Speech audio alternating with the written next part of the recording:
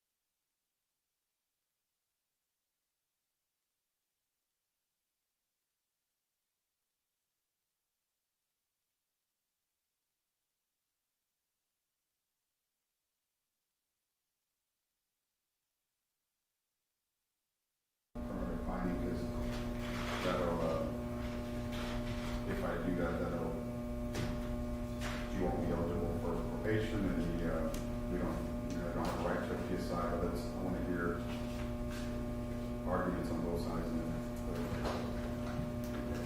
Yes, Your Honor. Of course, yes, the court noted the state did file a notice to seek a deadly weapon finding in this case. I think based on the facts that were presented in the trial, the actions of Mr. McDonald, either by kicking or an object unknown to the grand jury, led to her death. And it's very. I'm sorry, can you speak up? Oh, of course, yeah. No, of course, yeah, especially kind of the buzzing noise. Yes, Your Honor. Based on the finding of this jury and the facts presented in this case, in terms of either Mr. McDonald kicking Andre McDonald and causing her death, or causing her death by an object unknown to the grand jury, based on the jury's findings, it clearly indicated that it was something that her demise, her loss of life was due to a deadly weapon, at least one of those two different options, and potentially even hammered based on the evidence as well. Based on all of those, I think it's clear that her loss of life was due to a deadly weapon, and because of that, we'd ask that you make that finding based on not just the jury's finding in this case, but also because of the facts presented. Your defense. Yes, Your Honor. We would call the court's attention to a Court of Criminal Appeals decision, Duran versus State, from 2016. May I approach the bench, Your Honor? Yes. I would call the court's attention to pages 4 and 5 of that opinion. Duran does an excellent job of laying out the history of how deadly weapon findings are made, discussing Polk, then later LaFleur, which modified Polk's holding. The long story short is, Your Honor, there is absolutely no legal way for the state to get to a deadly weapon finding now as this jury's verdict was returned. First, there is nothing in the indictment that gives notice of their intent to seek a deadly weapon finding. And there is no mention of a deadly weapon. The language used is manner and means unknown to the grand jury. Secondly, there is nothing in the jury charge that authorizes the jury to find a deadly weapon. And third, there is nothing in the jury's verdict that makes that conclusion necessary. In particular, in Duran, the court noted that if it is not alleged in the indictment, there is no per se. Where are you reading? I'm sorry. Where are you reading? We're on page 5. 5. At the top. If the indictment specifically alleged a deadly weapon, then that would be one basis. If the indictment did not use that word, but alleged the use of a deadly weapon per se, such as a firearm, then it could be allowed. I haven't read this case, obviously you just gave it to me, but is this going with the jury though, or is this also going to the judge? This is about going to the jury, and I mean the issue is this. Because that's completely different. If it's going to the jury, it's either it's charging the indictment or a special issue, but if it's going to me, and I heard the evidence and it's not going to the jury, that's a different thing. This case is not on the jury, then to the judge for punishment. You're asking me whether it's distinguishable because it was a jury punishment as opposed to a judicial punishment? Correct. Let me look. I'm not sure. I don't believe that that's controlling, Your Honor. I mean, the issue is, let's just back up and take it to first principles. First of all, A deadly weapon finding creates a secondary class of punishment for the defendant in the sense that his eligibility for parole is curtailed in a dramatic way, which has the effect of increasing his total punishment in a way that would not exist for a non-3G offense. So there's an apprendee concern out of the gate. In other words, the trier of fact, the jury, did not have an opportunity to consider this question. And so whether it would ever be the province of you, Your Honor, as a judge sitting in punishment, to have the ability to come back and reassess that decision, I think Apprendi forecloses that consideration because due process mandates that the defendant have notice of that attempt at the beginning, that the trier of fact that was deciding his guilt or innocence passed upon that question, and then and only then can it be used to increase his punishment. Because the parole eligibility factor makes, for example, a 20-year sentence a much stiffer 20-year sentence than if it's a non-3G offense. We believe that Apprendi would be applicable. The idea also would be that while the court certainly was entitled to give the evidence and make its own considerations within the range of punishment authorized by the statute, but fundamentally, this court's power to sentence is tethered to the findings of fact that were made by the jury in the trial of the case. In other words, Your Honor would not be able to assess punishment for a more serious offense.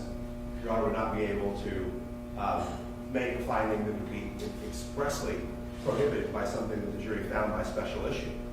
You would have to be consistent factually with what the juror trier of fact already experienced. I'm trying to just have gone through this whole McDonald Juniors versus State of San Francisco.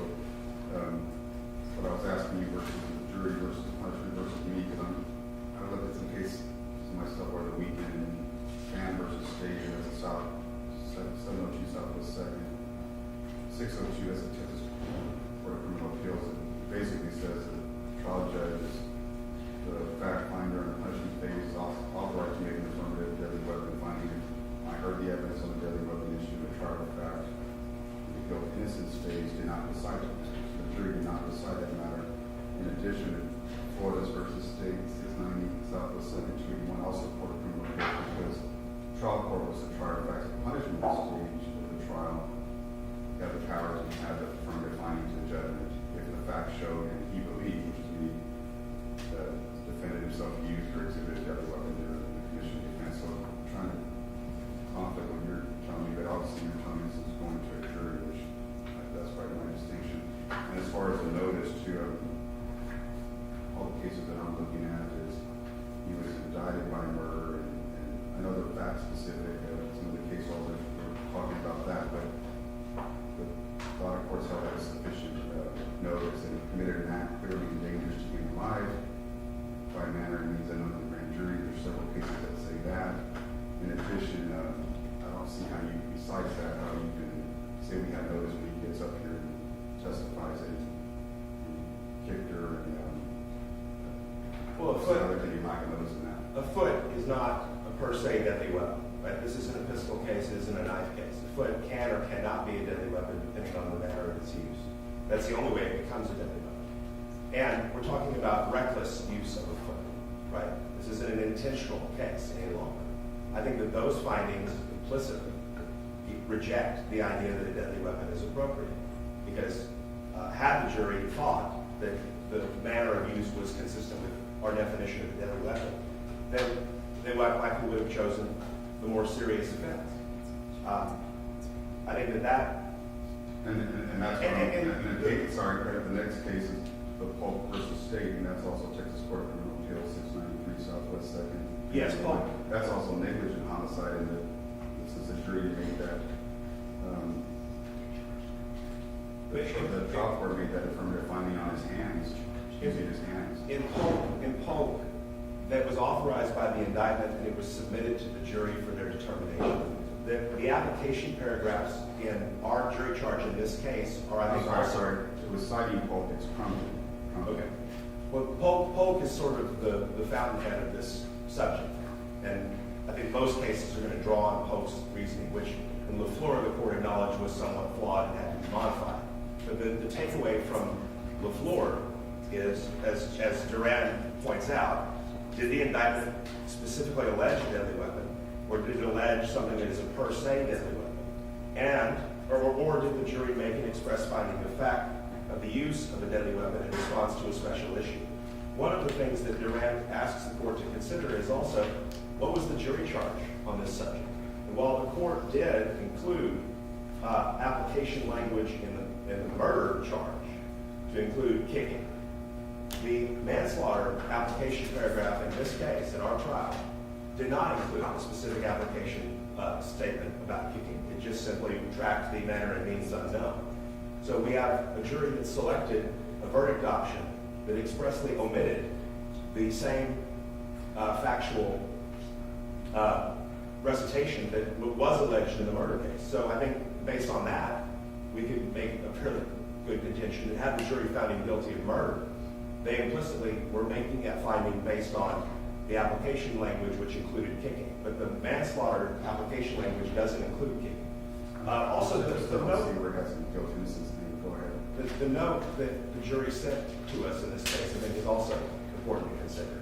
The jury asked whether failing to call 911 was an act totally dangerous to human life, which telegraphs to us that their consideration was less about whether or not the foot was even the proximate cause of the death necessarily in comparison to what was done later, what were his actions or inactions at a later time. Bottom line, the state of Texas was in control of this journey the whole way. They could have given us a deadly weapon notice at any opportunity prior to this. They're finding it now. Obviously, that would have been better, but I just don't see that the use of this indictment. Go ahead. I think every case that we're discussing here, a deadly weapon allegation was authorized by the indictment and was authorized by the jury charge. The idea that Your Honor gets to completely reinvent the factual universe through the sentencing process runs contrary to what the jury authorized here. We can't. I don't get away that it could have been a hammer, it could have been his feet. I mean, if it's an issue that I can decide, it doesn't need to argue. We know cases have said hands, we know they said feet as deadly weapons, and he testified. But it's about notice that it's going to be applied against us. An allegation that in the manner of its use it became a deadly weapon. The jury properly passing upon that question. The idea that those things can now be supplanted in the sentencing process simply because he was made an election to go to the court, it undercuts all of those premises. It means that in order for you to enjoy your due process right to notice and your due process right to have the trier of fact pass on this question, the only way that you can be secure in it is if you go to jury punishment, which undercuts one of the only choices the defendant gets to make in the entirety of his own defense. I mean, it would be strange for us to craft a rule that completely jettisons these requirements simply because we decided to go to the court instead of the jury. And especially when we think about what are any of these requirements in sentencing about. They're about making sure that when the defendant ends up in sentencing, that he knows what he has paid for. He knows what he's bargained to get to that spot on the proceedings. If he doesn't have notice of the deadly weapon in advance, then he can't make an intelligent decision about any of the things that he needs to make in order to decide whether to testify, whether to go to the judge or jury for punishment. It impacts his strategic processing through the course of the trial. And, I mean, again, we're not talking about something purely administrative here.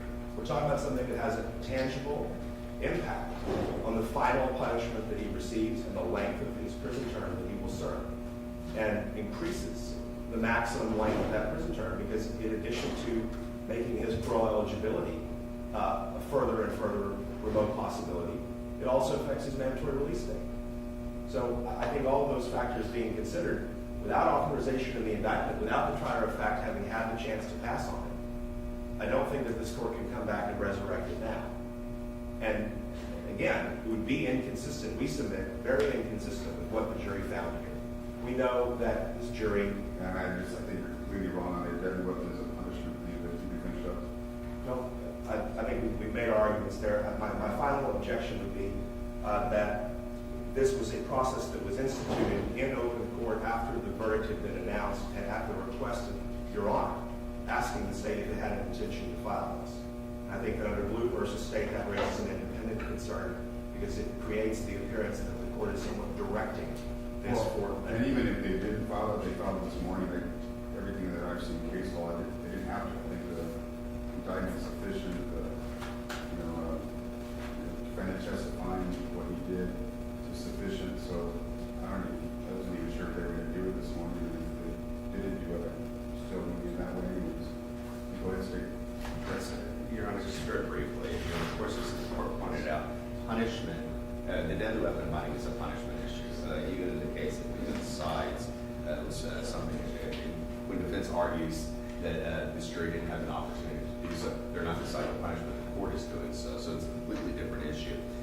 Secondly, Your Honor, under Apprendi, and also just the indictment itself gives defense notice that there is a deadly weapon aspect based on the fact that it is a murder, based on the manner of means under the jury, and then subsequently when the court gave the alternative charge about the kicking itself. So those notices are all there for the defense.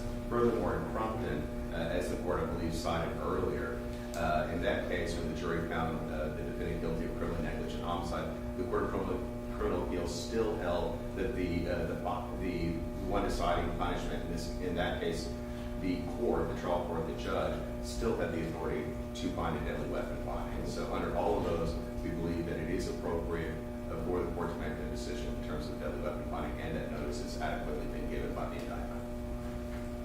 I'm going to go ahead and make a deadly weapon finding. Either the feet to but he can testify, or it's also possible to hammer. Okay,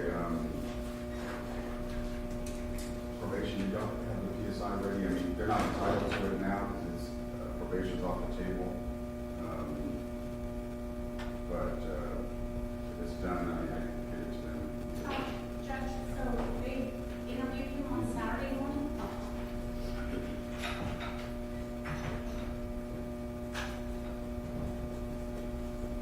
You're right there, it's fine. So probation interviewed him on Saturday morning. We received restitution information Saturday, and I believe the sticks came in late Saturday. So PSI is working on it with the understanding, when I spoke with you, to have it ready by this Wednesday. Because he had said the testimony would be for Monday, Tuesday, and then we would have it ready for Wednesday. So try to get him to get it as fast as possible. But again, I don't need to consider it. He's not entitled to it. So if it doesn't come back today or tomorrow, we're still going forward with an hour. I'm just trying to make it happen. We just wanted to note our objection to that. The 42A requires the PSI, and at the time it was rushed, and we objected on Friday. The court had them do the interview and do it over the weekend. The statute would have provided us with at least 48 hours. Not the court, the statute would have given us an opportunity to read and review the PSI 48 hours, at least 48 hours in advance of sentencing. The rush to judgment in this case has deprived and prejudiced us of that ability. Moreover, the statute says that it should include his military records. I haven't seen it yet, but I'm objecting in advance because you're pushing us forward in advance, and I object. That's fine. I don't have continuing to do hold on, that. Mr. Convery. That's fine. He's not entitled to a PSI. He's looking at prison only, and I've done that before. And the attorneys argued that they looked at the code and they said, okay, you're right. He's not entitled to it. So I guess yeah, look at that later. Okay, so I'm just not going to get it to you at all. Just make it easier. Okay, first witness. State calls Colonel Richard Erredge. What was the last name, Steve? It's Erredge. It's spelled Erredge. And first name Richard. Erredge.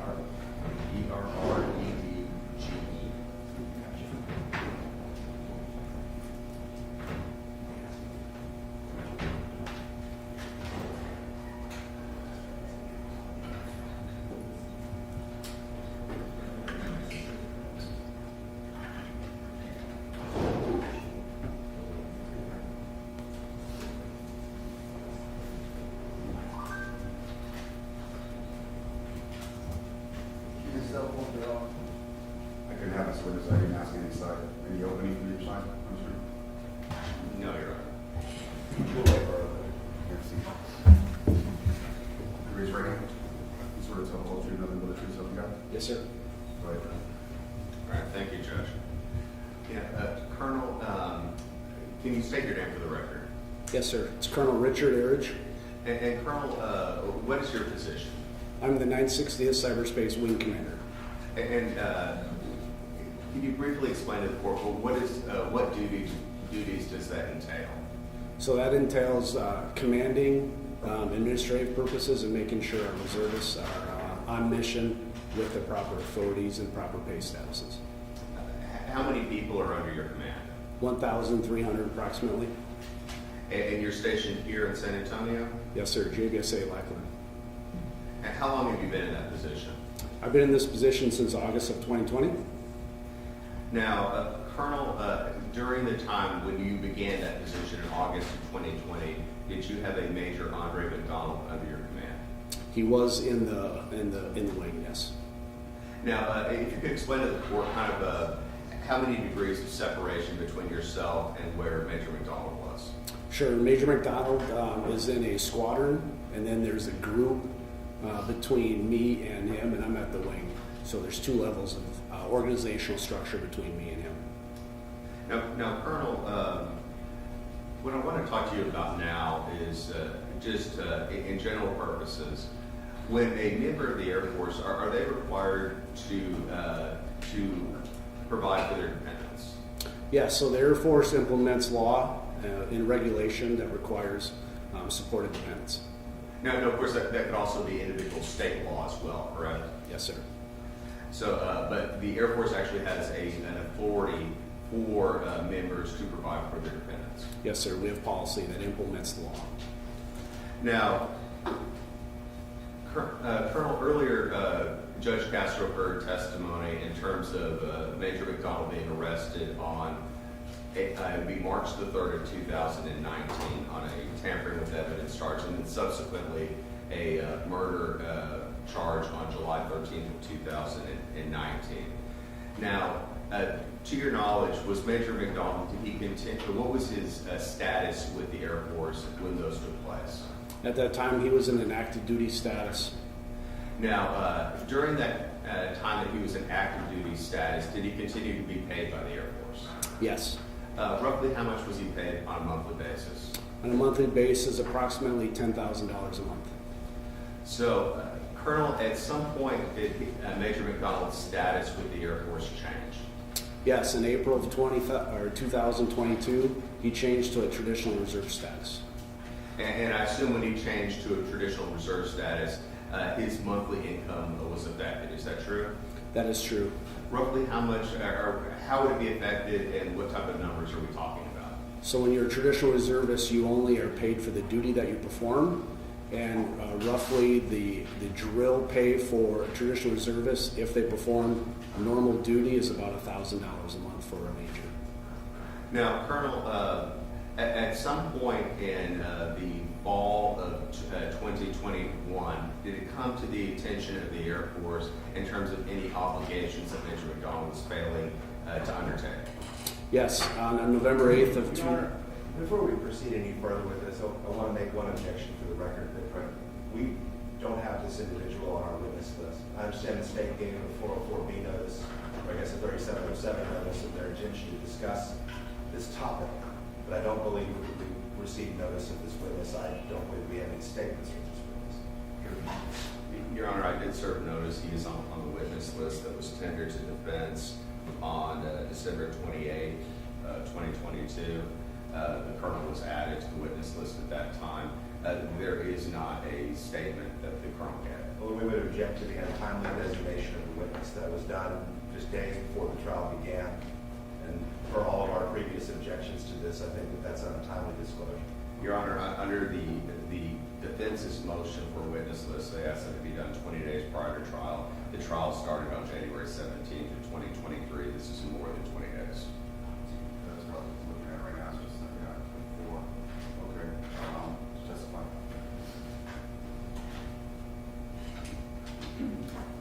Now, Colonel, I believe where we left off was, did it come to your attention in 2021, excuse me, that Major McDonald was failing in his duties? Yes, on November 8th of 2021, we were notified that he was not supporting his dependent child. And so I issued an order on the 9th of November to take care of his child. And the 10th of November of 2021, that was delivered to him. Okay, so Colonel, just so I'm clear, you received notice that he was not supplying financially for his child in November of 2021. Yes. And that order, what is the process? How is that done by you, and how is that served on Major McDonald? So it's generated by my staff, and then I sign it. It's a direct order, and then it's hand delivered to him by the squadron commander. Now, Colonel, at that time, do you acknowledge that Major McDonald didn't provide any financial support for his daughter? After that time, he did begin providing financial support to his daughter. Do you know how long that financial support lasted? I do not know. Now, Colonel, in terms of a service member with the Air Force, are their dependents provided access to base for various services? Yeah, so if you're an eligible dependent in the Defense Eligibility Enrollment Reporting System, they have access to installation with an ID card or with an authorized sponsor who has access to installation. So when you say an authorized sponsor, in a situation where someone is incarcerated, how would that individual go about actually getting any of their dependents' services? What can they do to make sure that they're providing for them? So there's two ways. One way is to have somebody that has authorized to the installation take care of that member for you, or they can generate a power of attorney that will allow somebody that they appoint access to the installation so that their dependents can get whatever services they need. Now, are those services to an individual who is incarcerated, are they provided free of charge to that service member? Yes. Now, Colonel, in a situation like this, where a service member has been found guilty of a criminal offense, what is the next step that the Air Force undertakes? So the Air Force will request all the evidence from the case, and then we'll consult with our legal team, and then the Air Force will make a decision on what to do going forward. So, and Colonel, does that process not even begin until you have all of the evidence available to you to make that decision? That is correct. And to be clear, you were not the actual individual making that decision. That's done by consultation with someone else in the Air Force. That is correct. It's not my decision. Who is making that decision? So that would be the General Court Martial Convening Authority, which in this case would be Major General Brian Radliff, my boss. And where is the Major General? He is stationed at Carswell Air Force Base in Fort Worth, Texas. Your Honor, will pass the witness. Good morning, Colonel. Good morning. I'm John Convery. I'm one of the lawyers for Major Andre McDonald. You've already testified that you're at least 2 levels above Major McDonald in the chain of command. Is that a fair statement? Yes, sir. You came, it's my understanding, to San Antonio while he was already incarcerated. Is that a fair statement? That is correct. And that Colonel Chedelat would have been his commanding officer at that time, correct? Yes, sir. Are you even in his chain of command with respect to Colonel Chedelat's ratings? I am in the chain of command, yes. Do you approve his OPRs? I do sign the OPR I sign all officer OPRs. Okay, so the January of 02, I think of 2022, the rating that I think covered the 18-19 period, did you sign off on that? I'm not sure. I have 1,300 people, so I may have, but I don't remember. So you can't remember if it was a very good rating or how Colonel Chedelat rated it? I do not know, no. Okay. But you would have been, when I say signed off on it, meaning you're approving the file. I am signing the form, yes. Not to downplay it, that's one of the Air Force's most significant and greatest management tools for its officer community, is it not? Yes. Now, with respect to a person in jail, you knew that for a significant period of time that Major McDonald was in the Bexar County Jail, did you not? I did, yes. And then you knew that he was under extremely restrictive conditions of his release to his home. Did you know that? I did know that, yes. Did you ever go and visit him? I did not. Did you ever personally communicate with him? I did not. And you're not a JAG, you're not a Judge Advocate General officer. That or office, that's, you're referring to as the legal team. Yes, I'm not a legal You're officer. not a legal, I understand. And that you're vindicated to the prosecution that that's where this will go next, correct? I don't understand the question. Well, the prosecution had you say that what's going to happen now is that we get all this evidence and it's going to go to the legal team in consultation with the command to determine what to do, correct? Yes, sir, that's normal processes for the Air Force. Just like it's part of the normal process in deciding who's going to charge someone at all. Yes, sir. There's a decision made between law enforcement, legal, the judge advocate, the general, as to is the state of Texas going to proceed with this prosecution, or is the Air Force? That's true. Yes, sir. Okay. And then after that, or even during that period of time, my understanding that there was already a letter of reprimand issued, is that correct? Yes, sir. And then after the letter of reprimand, there was the beginnings of, while he was still on active duty, there was the beginnings of an administrative procedure to have him exit the Air Force for misconduct. Is that correct? So we requested evidence from the state in order to make a determination on what process to go forward next. Your command filed the administrative process to have him put out of the Air Force for misconduct. Is that a fair statement? We did start, yes. Okay. And that process, during the long period of time that this has been pending, that process is just laid. That No process, action. process has been on hold, yes, depending on the outcome of this trial. And with respect to the issue of one taking care of their dependents, that issue came up to you through the chain of command. Is that a fair statement? Yes, sir. Okay. Were you aware that Andre McDonald at or around the same time period you're talking about, November, December 2021, went into federal court and waived any claim at all to Andreen McDonald's or their insurance proceeds? No, sir. Were you aware that a trust has been set up with $580-something thousand for the benefit of his single dependent Elena? You said he waived in federal court, and Waived completely. And I have the, I'm going to provide a court. was it a hearing to see if he gets it and contests it, or you just, and that's, and he waived at that time? I have the court's order from Judge Pulliam that I'm going to provide later in the proceedings.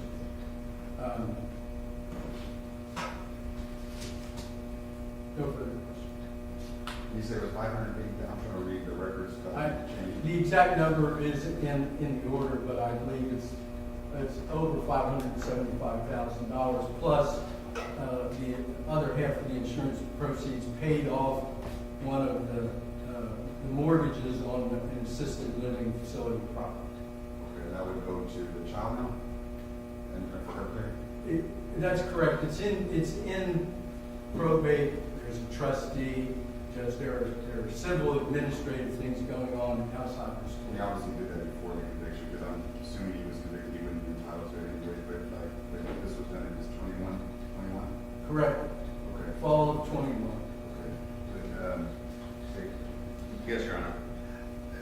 Colonel, during the time that Major McDonald was incarcerated, did his command or members of the Air Force visit him to ensure that he had any needs that needed to be taken care of? Yes. Now, and as defense counsel questioned you about that, you did not personally do that, but people that were directly his commanders did so. Yes. Now, defense also questioned you about the process in terms of separating Major McDonald from the Air Force through an administrative procedure.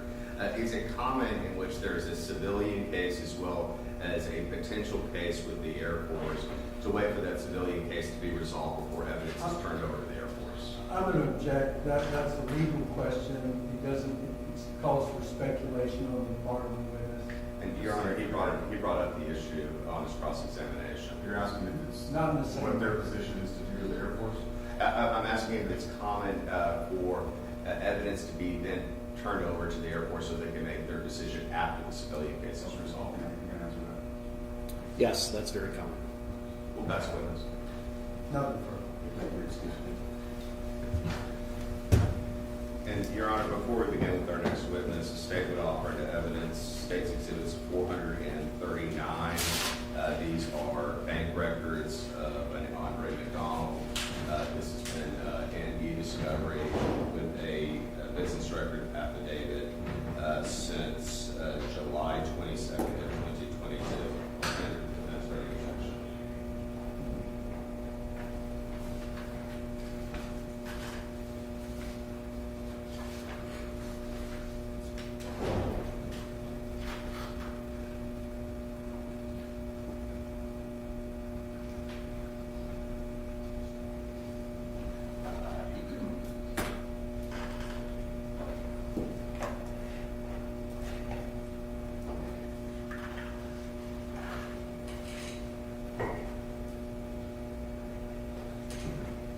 Your Honor, I would object in part because these records contain materials that address procurement of legal services, and we believe that they're privileged. That's what it talks about in there. There are records within the records that are about procurement of legal services related to this case. We think that that's privileged information. What are the records, what are you trying to get into those records? Your Honor, no, it's strictly just his bank records. So if there's any check cut to defense, there's no actual statement given. There's no violation of attorney-client privilege in that situation. We would think that the actual source of the fee and how the fee is paid is Fine, part I'll of the issue. sustain it. I'll sustain the objection. And, Your Honor, there's 21 pages, kind of very small font. We needed another minute to go through it. It's not something, we had a discovery of 6 terabytes of information, but we want to make sure we look closely. I sustain your objection. To the whole exhibit. That's what you're objecting to. I mean, yes, I'm objecting to the whole exhibit. And it's just his financials at that time, or? It's his financials at that time, Judge. What the state would offer, either we would strike those or I can simply just submit the page in terms of what his balance is to the court. Any of the objections besides the ones you're objecting to? I would need just a second to. That's fine. Take a look. Where's the?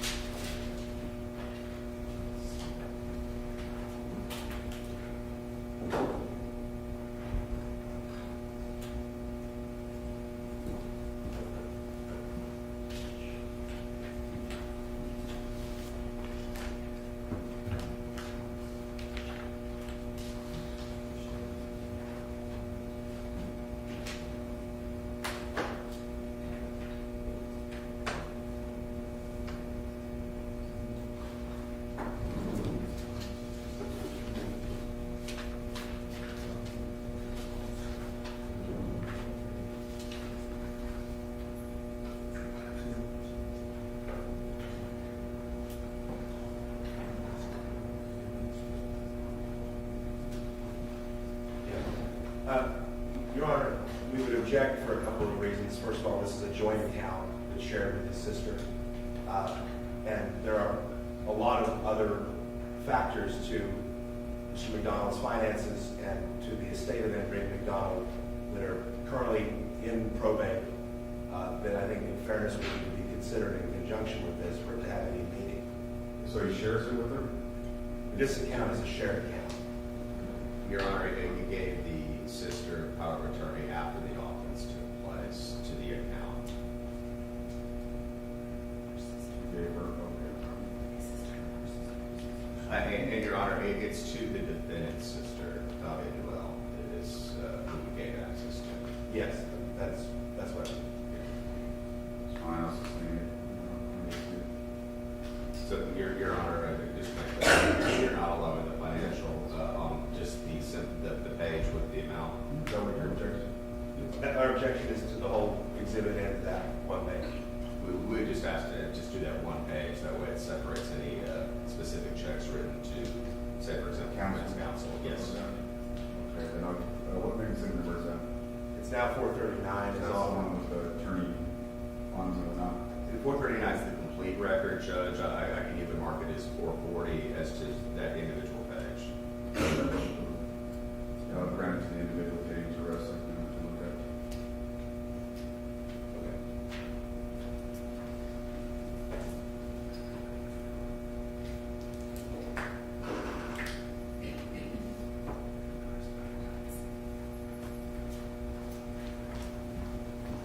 And Your Honor, here's exhibit 440.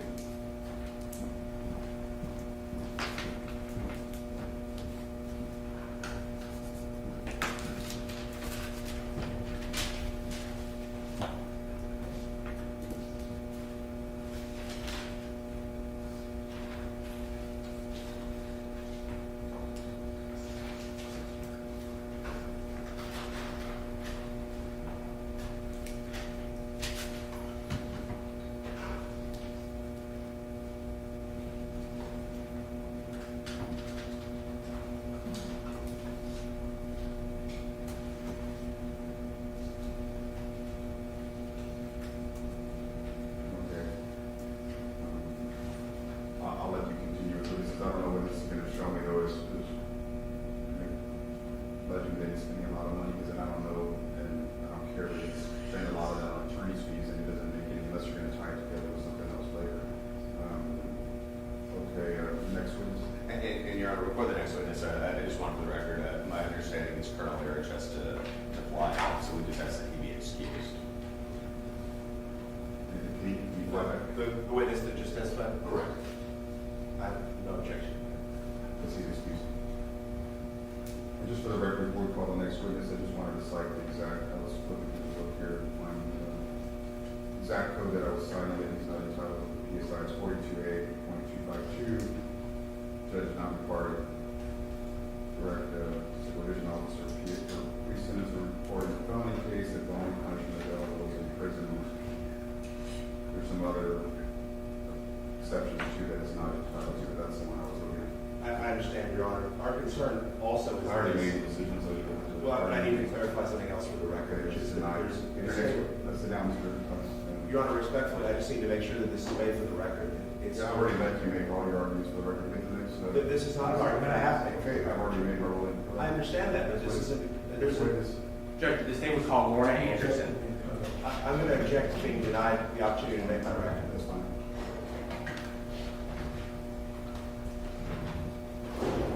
You can make a record or proof to the court for later, but I've already heard enough of that.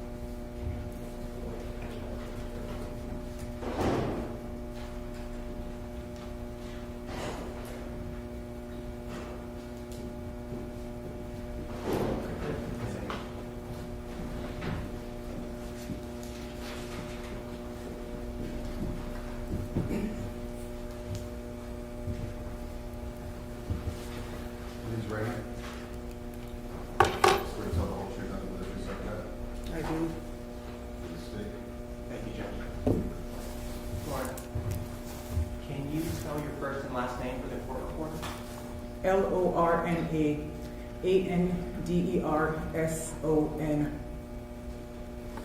And Lorna, can you introduce yourself to the judge? Hi, I'm Lorna Anderson. I'm Andreen's aunt.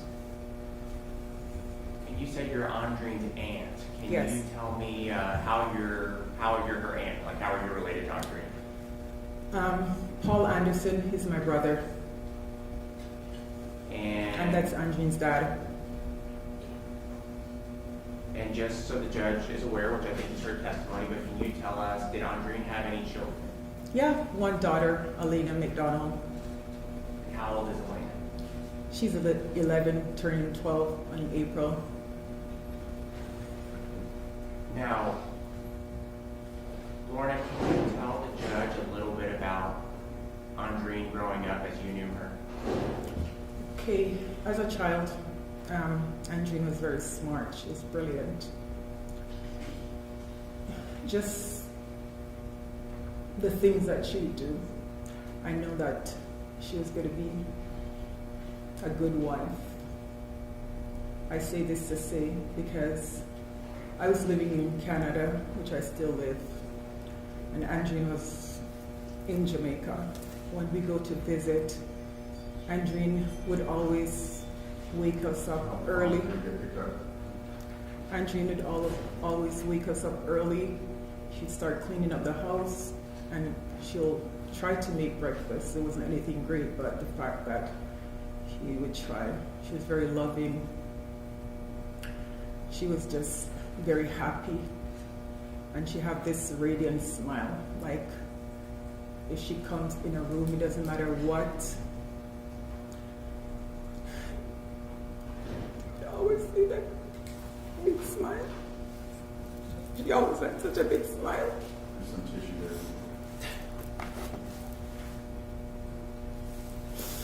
Ms. Anderson, you mentioned you live in Canada, correct? Yes, I do. And did you live in Canada while Andreen lived first in Jamaica and then in Florida and then in Texas? Yes, I've always lived in Canada before Andreen was born. Were you and Andreen, however, still close? Yes, we were very, very close. Andreen was like my own daughter. We would talk about everything. She was just like my best friend. She always confided in me. She would tell me a lot of things that she wouldn't tell anyone else. And what was the main way that y'all communicated since you were in Canada and she was here in the United States? We would talk by WhatsApp, or we'll call directly, because it's usually free for her to call and it's free for me to call from Canada to the U.S. Would you also come visit her at times here in Texas? I did before come and visit her. She was having this big birthday party, and she wanted me to come. There's other times that she'd want me to come, but the times that she wanted me to come, I wasn't able to get holiday. But, you know, we had our own holiday over the phone. We talk, we joke, we laugh about things. And did she come visit you in Canada at least once? Yes, she did. She came to visit us once, 2018, June 2018. And when she came to visit you in Canada, did she have Andre and Elena with her? Yes, she did. She came with she came as a family. Now, Lorna, you mentioned June of 2018. Do you remember getting a call from Andreen on July 4th of 2018? Yes, I did. And do you remember when you got that call? I don't want to get into what necessarily Andreen said, but when you answered the phone, did Andreen seem scared? Okay. Sorry. I'm usually excited when, we talk to each other. So that evening, Andreen called, and I said hello, and she didn't answer. The only thing I could heard was Andre on top of his lungs, screaming, calling her names, calling her a whore, calling her trash, calling her a bitch. And what I heard Andreen say, Andreen said, Andy, because that's what we call him. I don't call him Andre, I call him Andy. We all call him Andy. And Andreen keeps saying, Andy, you're choking me. Stop choking me. Stop choking me.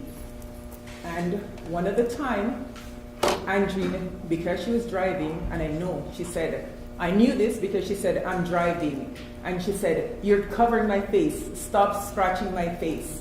And we still continue on. And she was very, very, I could tell by the sound of it, she was very, very scared because she keeps calling your name and you still continue to do what you're doing.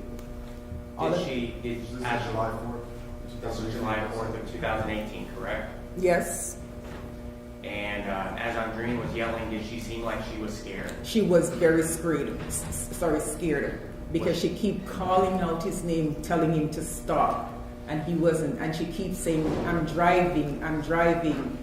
You know, I can't see. And he still continued. And she even said, you're scratching my face. Stop scratching my face. Stop covering my eyes. Stop choking me. And he continued on.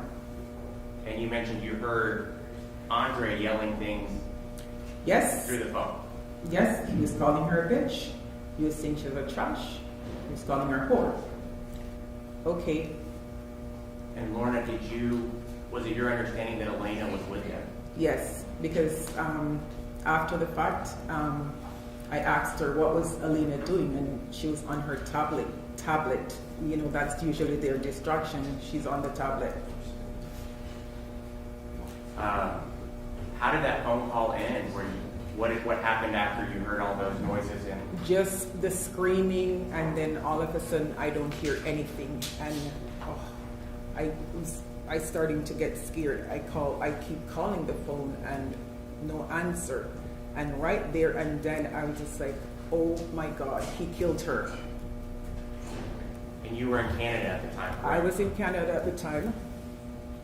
Can you tell the judge how helpless that felt, being so far away? It was very hard. I called so many times, like just keep calling. I was so scared. And nothing, back to back.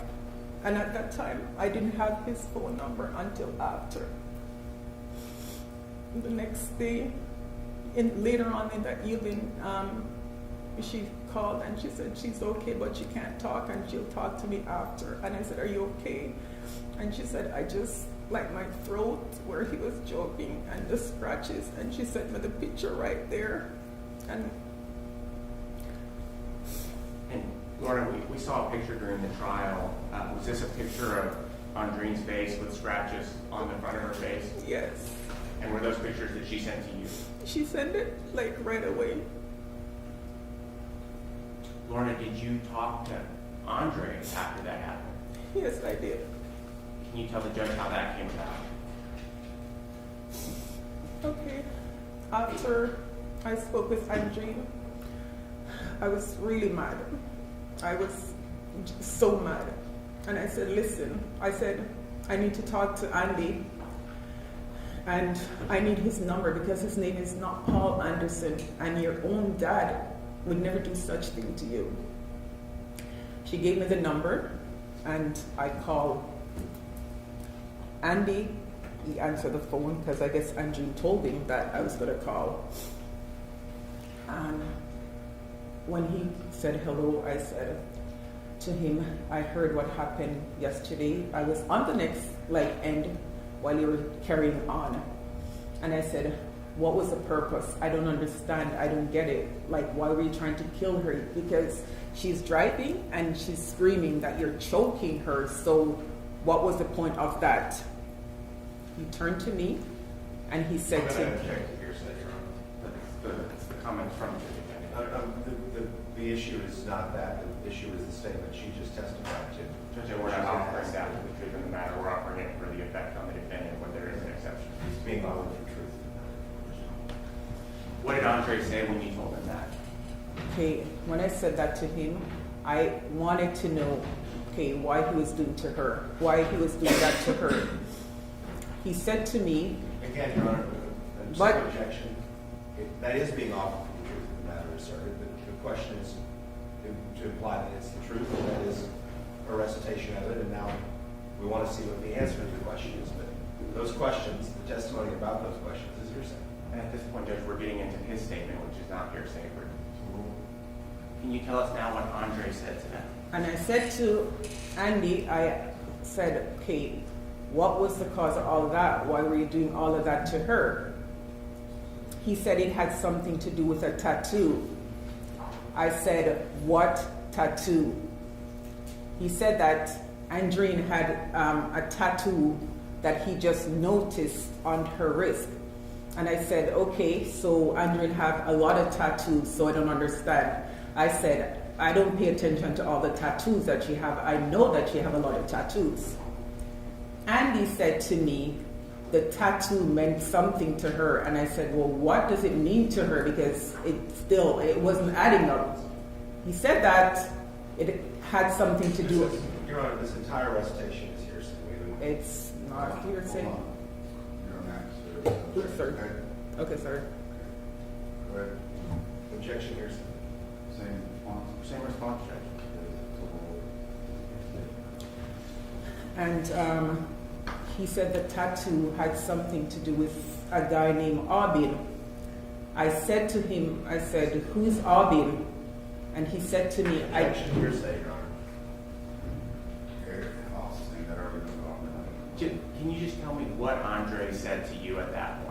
because this is what that's how it started. Just what Andre said, not Okay. what you were saying to him. What did Andre say? Okay, he said the tattoo had to do with Arbin, and Arbin is a guy that Andre knew a long time ago, and I said, okay. Objection hearsay. Tell me this. Andy said that it had something to do with Arbin, and I don't know. I said, who's that? And he Objection said, hearsay. Lorna, here's what we're going to do. Just tell me what Andre said to you. Only his words, not what your words were to him. Okay. Just what Andy told you during that Andy, conversation. okay, sorry. He said to me, Andy said the tattoo had something to do with Arbin. After that, he said, Andreen is seeking attention from Arbin because she went on Facebook and she liked something that he posted. During this conversation that you had with Andre, did he deny the assault that happened to her on July 4th? No, he did not. Did he attempt to justify it? No, he did not. He didn't. What I'm saying was he trying to give excuses as to why it happened? Objection asked and answered. He was just, Objection asked and answered. I'll wait for the next question. okay. So Lorna, after that conversation, was that a scary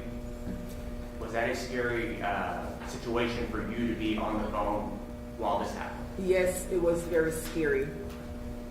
And did you have concerns after hearing that in the marriage between Andre and Andreen? Yes, I had a lot of concerns. Were you concerned based on what you heard on the phone and based on your conversation with Andre? Were you concerned for Andreen's safety? Yes, I was. Now that we know kind of what happened to Andreen, is that something that bothers you still to this day, those concerns you had? Yes, it does. It hurts every single day. And Lorna, I guess let's talk about Andreen's not here anymore, correct? Yeah. And do you recall how you first heard that Andreen was missing? Yes. And can you tell the judge how it felt when you got that phone call? I started to cry. I was at work and I was crying, and I told my coworkers what happened, that she was missing and we didn't know. And they started to look up numbers for hospitals in San Antonio. I called so many hospitals just to see if she was in the hospital. I used the name Lorna Anderson. I used the name McDonald. She wasn't there. Were you very worried for your niece? I was, because some of the conversation, like when they're arguing and how he was, I was so scared. I wanted to be positive, and at the same time, I'm thinking he did something to her. I called his phone too, and he didn't answer. Lorna, after she went missing, did you come to San Antonio? Numerous times. And while you were here in San Antonio, did you participate in searches for Maureen? Yes, I did. I gone with my brother so many times looking for her, hoping that she's somewhere. And would always have like water just in case she's somewhere. And she was dehydrated, and there's water that we could give to her. And so during that time that y'all were looking for her, y'all were holding out hope that your niece was still here. Every day I was like, please God, just let her be someplace. Like he just kidnapped her. Every single day. It was very hard. I couldn't function. Now, Lorna, eventually they did find Maureen's body, and can you talk to the judge about the difficulty you had since it was confirmed that Maureen died? When it was confirmed that it was her, I started to cry so hard. I had to take some time off work because it was like very, very difficult.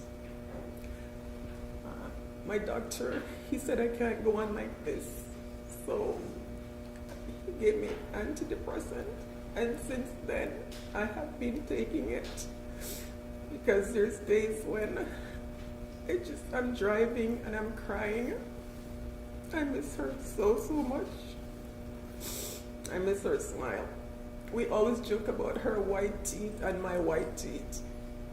And we joke and said it's an Anderson thing because our teeth are so white, hers and mine. And everybody always said we look alike.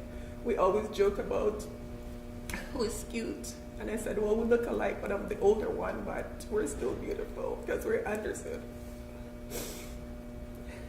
Lorna, were you proud of all the accomplishments that Maureen had? I was very proud of her, very, very proud of her. Do you believe she would have had more accomplishments if what happened on that night didn't happen? She would have. Because she always, like, from a child, she just doesn't want to stop at one thing. She wants to go higher and higher. That's the type of girl she is. Do you feel like Andre stole the ability for you to see who Yes, he did. He sure did. Lorna, do you see Andre here in the courtroom today? Yes. Can you point at him and identify him by a piece of clothing that he's wearing? Yeah, he's wearing a red thing with a mask under his face. Now, Lorna, is there anything else that you'd like the judge to know in terms of sentencing on this particular case about Maureen or about how y'all dealt with this? Is there anything else you'd like the judge to know? We have object to relevance, Your Honor. So we'll call for the opinion on the final Yes. question. He left the family. I'm not asking you that.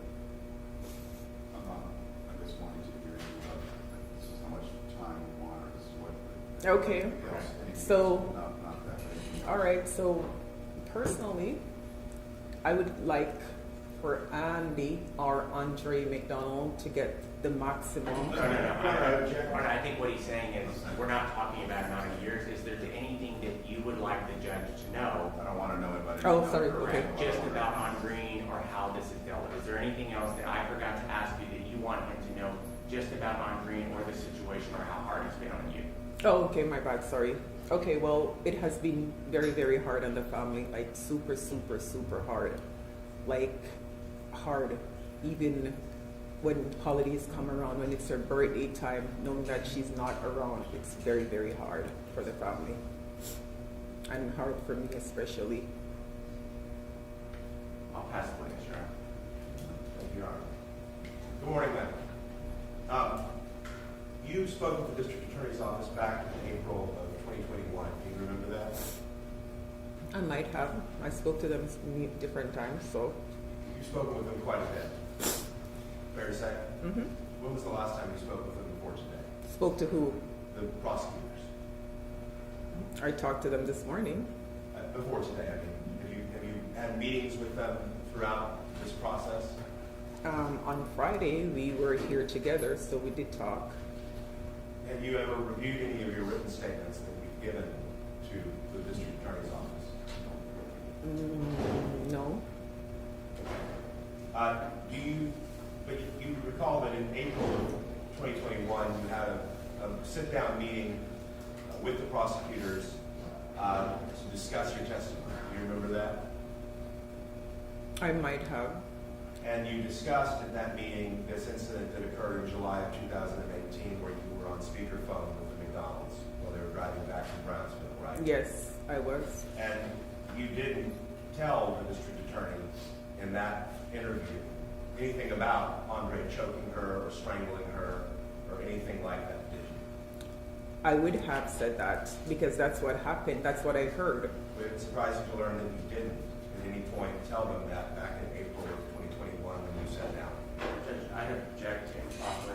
I don't believe she has a written statement. I believe what he's looking at is some notes that we've given him. And I don't believe it's a proper avenue for impeachment. It's a statement. May I approach the witness, Your Honor? Yes.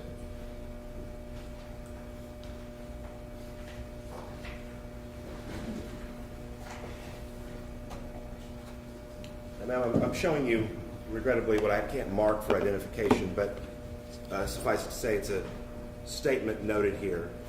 This is you, correct? Lorna Anderson. Mm-hmm. And you acknowledge this is a meeting dated 4/15/21, correct? I don't know the time.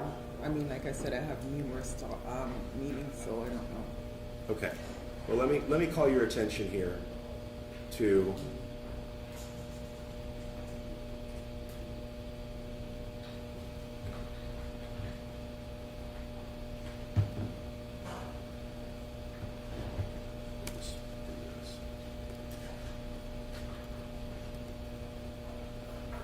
all right, this paragraph here that starts in July.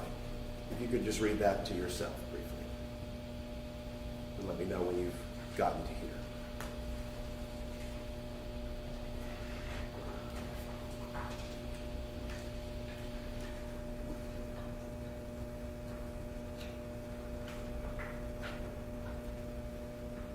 Okay. Okay. That's your statement, right? I mean, that's the subject you were discussing with the district attorney back in April, correct? Mm-hmm.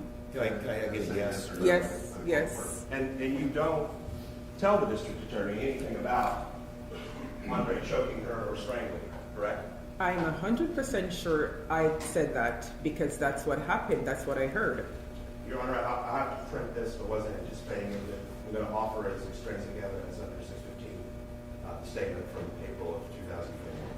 And Judge, I would just make the same objection. I don't have a problem with that questioning. The problem is the characterization of this as a statement. These are notes taken by us while we were speaking to her. They're not a statement that she's formally adopted as her own statement. She just adopted the statement. That was the part You that just asked asked her. You asked One at a time, one at a time. And I believe, and Hold on. I just pointed it out. We've met all the problems with the introduction of the exhibit. It's a statement of notes from their conversation with the witness. It is their taking down of information. They took it down to prepare for trial. Who took it down? The district attorney's office. They produced it to us as a statement from her. In fact, it's the only statement we have. And the witness has acknowledged that it is her statement. And she has unequivocally refused to acknowledge the factual recitations in the statement. And under the rule, I'm entitled to offer this document as extrinsic evidence of impeachment. Judge, to be completely above board and out of an abundance of caution, we provided the defense with notes from our interviews with the witnesses. These are work product notes that we provided them that we told them at the time, these are strictly notes. These are not word for word. These are just notes from our interviews with them. We did this in order to, like I said, above and beyond what was asked of us in discovery, we provide them. That's the only argument I have, is that it's not an actual statement. It's not her words. It is our recitation of what she told us during it. Which is it? The problem That's is. fine, I'll get it out, and I still take into consideration the cross that, obviously they left that out, if it's not there, so I understand the date, I don't need to see that. I can't offer the document. I'm gonna grant because it's their notes, and, I won't have to look at it, but, I get your point. I understand, all right. Please note our exception, we'll be offering it for the record. That's fine. You went to go see the McDonald's in September of that year, 2018, right? Yes. And you told the prosecutors that that was a happy exchange, that there weren't any problems or conflicts, that you observed everyone had a good time. Yes, it was a party. You knew that Andrew was going to Jamaica to see Aubin fairly regularly, right? No, I didn't know that. You told the prosecutors that Andrew even called you from Jamaica at one point, right? Yes, she called me from Jamaica because she told me she went to give a speech at the school that she once went to as a child. And she would go to Jamaica often when Andre was on deployment and not available. I don't live here, so I wouldn't know. I just go by what Andrea tells me. She's an adult. She tells me what she feels like telling me. She never tells me she was going to go visit Orbit. And Andrea would tell you that she was going to Jamaica when Andre was out of town, right? She has never told me that she was going when he was out of town.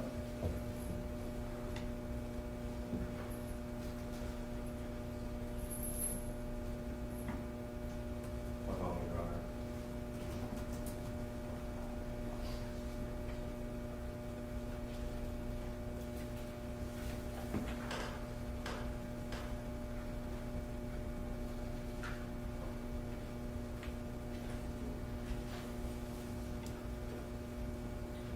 I'll pass it. Not making a mistake. Thank you. Thank you. Excuse me.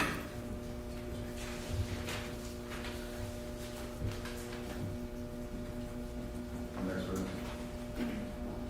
Your Honor, the state calls Jennifer Applewhite.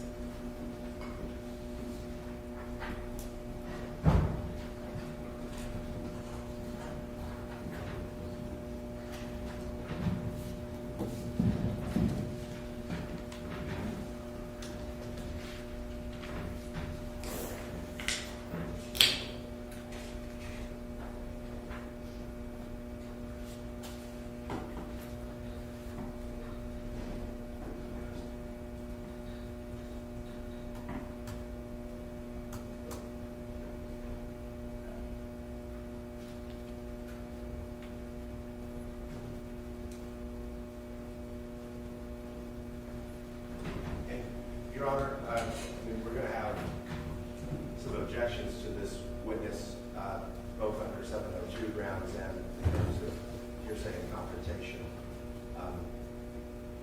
So I guess to begin off, we request a hearing under 705. Your Honor, this was Elena McDonald's behavioral specialist. She is not being called as an expert right now. She is specifically being called as a fact witness to note the changes that she witnessed in Elena prior to March 1st, how Elena acted prior to March 1st versus how she acted after March 1st of 2018.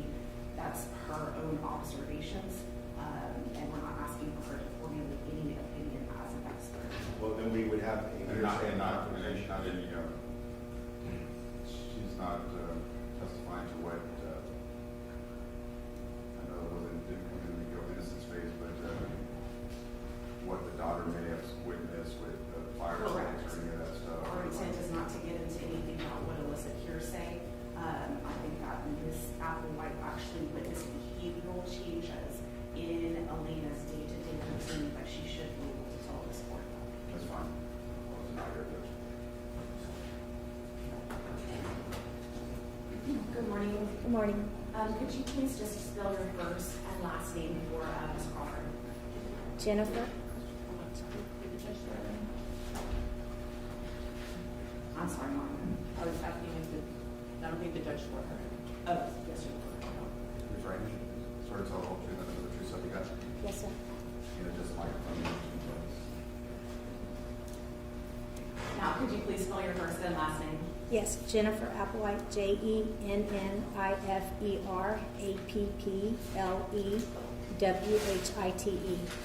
And so just as a matter of a brief background, could you tell the judge how you're currently employed? I'm a behavior teacher, special ed teacher at Specht Elementary. And were you employed as that back in 2019? Yes, ma'am. And so what is your basic education in order for you to do that sort of occupation? I have a master's, but I started off as a recreational therapist, which I'm licensed in, and then about 10 years ago, I transferred into and got my certification as a special ed teacher in behavior. And so just kind of briefly, like day to day, what are your responsibilities in that role at the elementary school? We help the children that are in my unit to function as normally as and independently as possible and teach them ways to cope with stress or anxiety or any challenging behaviors that they have at the time. So just kind of clarification, you're not like a lead teacher with a class. You can move as the students need you to move. Yes, ma'am. I have my own classroom that they can come to if they need a break, if class gets overwhelming or they get anxiety, things like that. If they need a quiet place to do work because work is becoming too hard, they can come to my room, and we also push into the classroom and help them in class as well. Okay. And so did you provide some of those services and support for Elena McDonald? Yes, ma'am, I did. And how long were you, or is behavior specialist, is that the proper term? Or how would you characterize it? It's special. It's we're called SPED, Specialized Education Professionals, but we're in the behavior. It's broken up to resource where they get academic. I get the behavior part of it. Okay, I'll just keep it at specialist. Okay. How long did you work with Elena McDonald in that capacity? Since she got to Specht Elementary in first grade. So how old did she have been when you first started working with her? 5 or 6. And so you started working with her at 5 or 6, and did that continue until she got older? Yes, until just this last year. Okay, so in total, how long have you worked with Elena McDonald? About 4 years. And so let's go back in time to 2018. Let's talk specifically prior to March 1st of 2019. So let's go to late fall of 2018, early winter of 2019. Could you just describe for the judge in general, what was Elena's normal routine at school? She was a great child. I loved having to work with her. She was very bright, probably ahead of most of the kids in her class. She was very social for an autistic child. She liked to be in the middle of things. She liked to participate in activities that were around. She was very kind-hearted, had a bright smile. I mean, she made kids laugh all the time. I mean, she really was pleasant to be around. She did have, times that she was anxious or things like that she'd come out of the classroom, but nothing out of the ordinary for a child that age. So prior to March 1st of 2019, I think you said that you had a special classroom where students could go to if they needed to. How often would Elena do that? How often would she leave her regular class and then come to your sort of isolated room? At first it was probably just like occasionally like a 10-minute break here and a 10-minute break there. She probably did 2 or 3 a day. It just was a place that she could come, get centered, do something that she really enjoyed doing, and then we'd get back to class. Other than that, most of the time she was in Gen Ed class. Gen Ed class. Mm-hmm. And so did you interact with Elena on March 1st of 2019? Yes, ma'am, I did. And what were some of the things that you noticed about Elena on that day that you hadn't noticed previously? She came to school with her hair messed up, not matching clothes, did not have a jacket. She did not have her snack box that was a lunch box that she carried every day. She just came in very disheveled, and that wasn't like her. She usually came in dressed top to bottom, matching every, like 2 coats, snacks all day long. Her hair was always done, had different color braids. Every week it changed color beads, which matched her outfits. So. And so then, March 1st and later, how did Elena's behavior at school change? She became more reserved. She didn't talk as much. She sort of kind of would sit to the side in the classroom. She didn't want to be around a lot of people. She would yell a lot in class. She would do what she thought she needed to do to get out of that area. She would say negative things. She would use inappropriate language. She would throw things. She would yell at other children, not just in class, but at recess. There were times that we had to go out and bring her in because she was just not playing appropriately. And so I think previously you had said prior to March 1st of 2019, she may come to you, leave her general education classroom just a few times a week. Right. Did that change after March 1st of 2019? It did. She spent very little time in class. It was probably, she would go to class for 15, 20 minutes, and then she would come to me and we'd do the work the rest. She spent most afternoons from about lunch on with me. It was just too much. She would be very emotional and very mad at the same time. And I guess at some point in time, did your team and the school in general have information that her mother was missing? Yes, we did. And so what was the focus for Elena at that time? At that time, we had, our district has a crisis prevention. We had notified them, our school counselor, and tried to get as much support as we could that she would need at school to be successful. So was it basically the grades and the coursework that maybe the other students were having to do? Was that the focus and the focus for Elena? Not at that time. For the rest of that year, probably even through May of that same year, it was just making sure that she was safe, that she felt secure, that she felt as normal as possible, is that she could feel with everything that was going on, along with giving her the work. But we did it more in my classroom where we could do it more on a, quiet and private way instead of being stressed out and having people ask questions. There were kids that would ask her, and so it wasn't necessarily a good thing for her. And I think you said previously that there were some times that maybe there were incidents on the playground where you guys had to remove her. Mm-hmm. Is there a specific incident that happened on the playground that caused you concern with Elena? Yes, ma'am. The most, I guess, severe thing that she did on the playground was she was throwing rocks at other kids, and when the teacher approached her to ask her to stop doing it, she stuck the rock in her mouth. You're saying confrontation.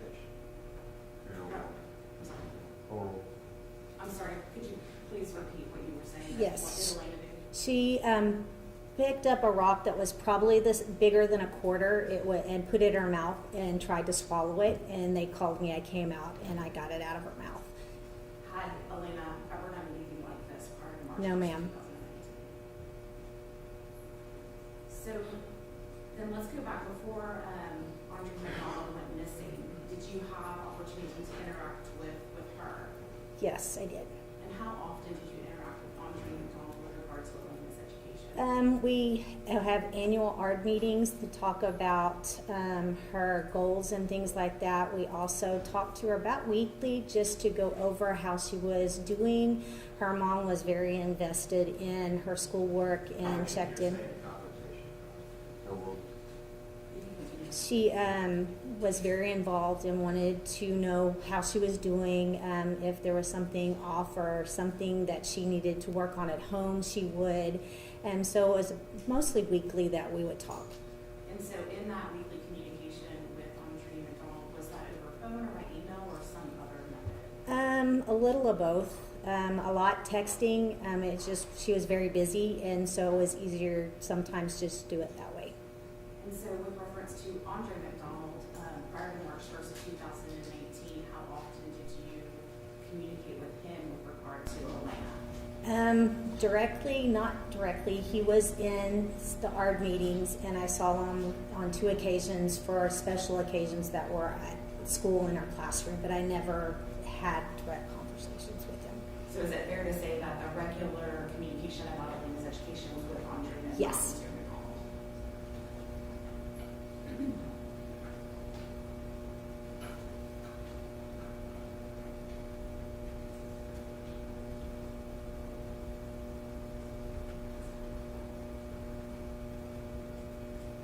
Pass the bench, Your Honor. Defense? No question. Thank you, excuse. Thank you.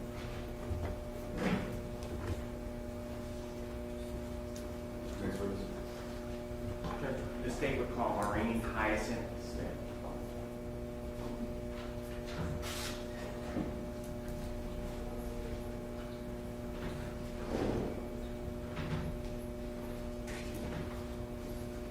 I believe this is a fourth one. How many do y'all anticipate on? Judge, after Ms. Smith, we have 2 more. 3 left. Yeah, 3 left, counting Ms. Smith, yes. I may want to look at the defense witnesses for after me.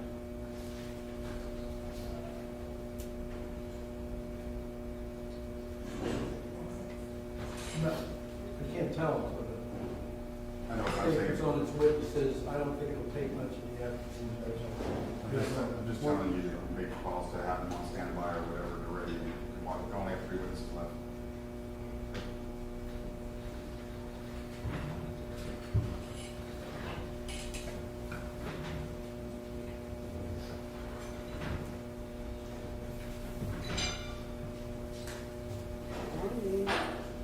Have a seat. Raise your right hand. Swear to tell the whole truth, nothing but the truth, so help you God. Yes, sir. Go ahead and speak loud enough into the microphone, state. Ms. Smith, can you pull the microphone just a little closer to the end of it? Ms. Smith, we heard from you last week, or possibly even the week before, but could you reintroduce yourself to the judge? What did you say? Can you just tell the judge your first and last name? I am Hyacinth Maureen Smith. And you're Andreen's mother, correct? Yes. Can you tell the judge how many children you have? I have 2 children. Andreen McDonald and Cindy Ann Johnson. Maureen, I wanted to talk to Judge about some things that had happened since Andreen has been gone. Is there any more Starlight Homes? No, there isn't. The Did that bus- business fail? Yes. Are you receiving any more money now that the business has failed from Starlight Homes? No. Without Andreen, that business wasn't able to go on? No. Elena has been living with you and Cindy, correct? Yes. You're not her mother and Cindy Ann isn't her mother, correct? I am the grandma and Cindy is the mother. But Andreen was her mother, correct? Yes. And was Elena close to Andreen? Yes. Has it been hard on Elena not having Andreen? Very, very hard. Can you tell the judge what it's been like for Elena not having Andreen in her life since 2019? Elena cries almost every day in the early part when her mom was missing. I'm sorry, ma'am. Get a little closer. Speak a little louder, Ms. Smith. Yes, Elena cried almost every day when her mom was missing, and she stresses a lot. She's picking her skin, and she wasn't doing well in school in the early part, and things that she sees happen to her mom affect her. And because of that, she's getting treatment until now. And have you seen changes in her behavior that she didn't have prior to Andreen dying?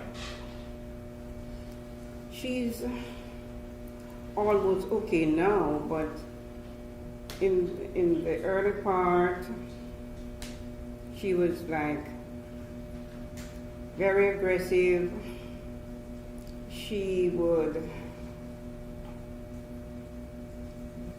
like beat, oh God. She would fight kids at school. And did you believe it was because she was upset about what had happened to her mother? Yes, I do. Maureen, back in 2019, you lived with Elena, Andre, and Andrine at Solitude Cove, correct? Yes, It was a big, pretty house, right? yes, Had a swimming pool in the back? yes. Does Elena live at Solitude Cove anymore? No, Did y'all have to move to another house? yes, Did Elena have to move schools from where she was back in 2019? yes, She's at a new school, yes, and she had to change all of her teachers and all of her staff that helped her with all the things that Elena has going on. yes.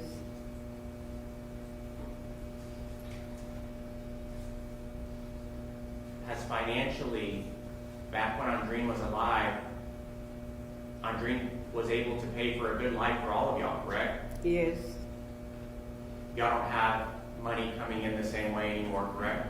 no, Do you work? no, I'm not working at the moment. Does Cindy Ann work? Yes, she is. And is she, what does she do?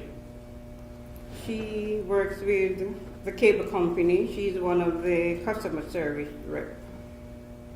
But Cindy right Ann- now she's on 1 month break because of the case. Cindy Ann doesn't make as much money as Andrine made back in 2019, right? No, The money that Cindy Ann does have, she's putting towards you and Elena to help y'all be able to live, correct? yes,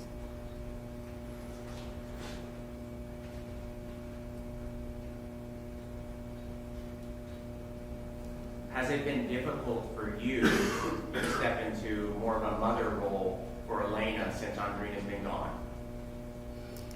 it's not really difficult because when Andrine was here, I am the person that take care of Elena while she goes to school and work. But was Andrine a big part of Elena's life? Yes, she was. And so is it hard on you that Andrine's not around anymore to help you with Elena? Yes,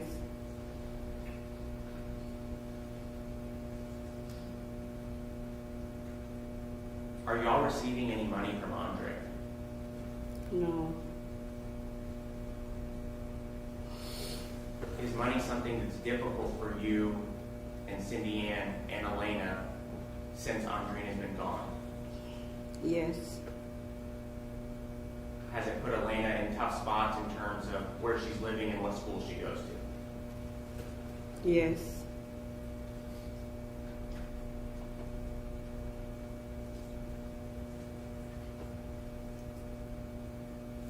Maureen, during the time that Andrine was missing,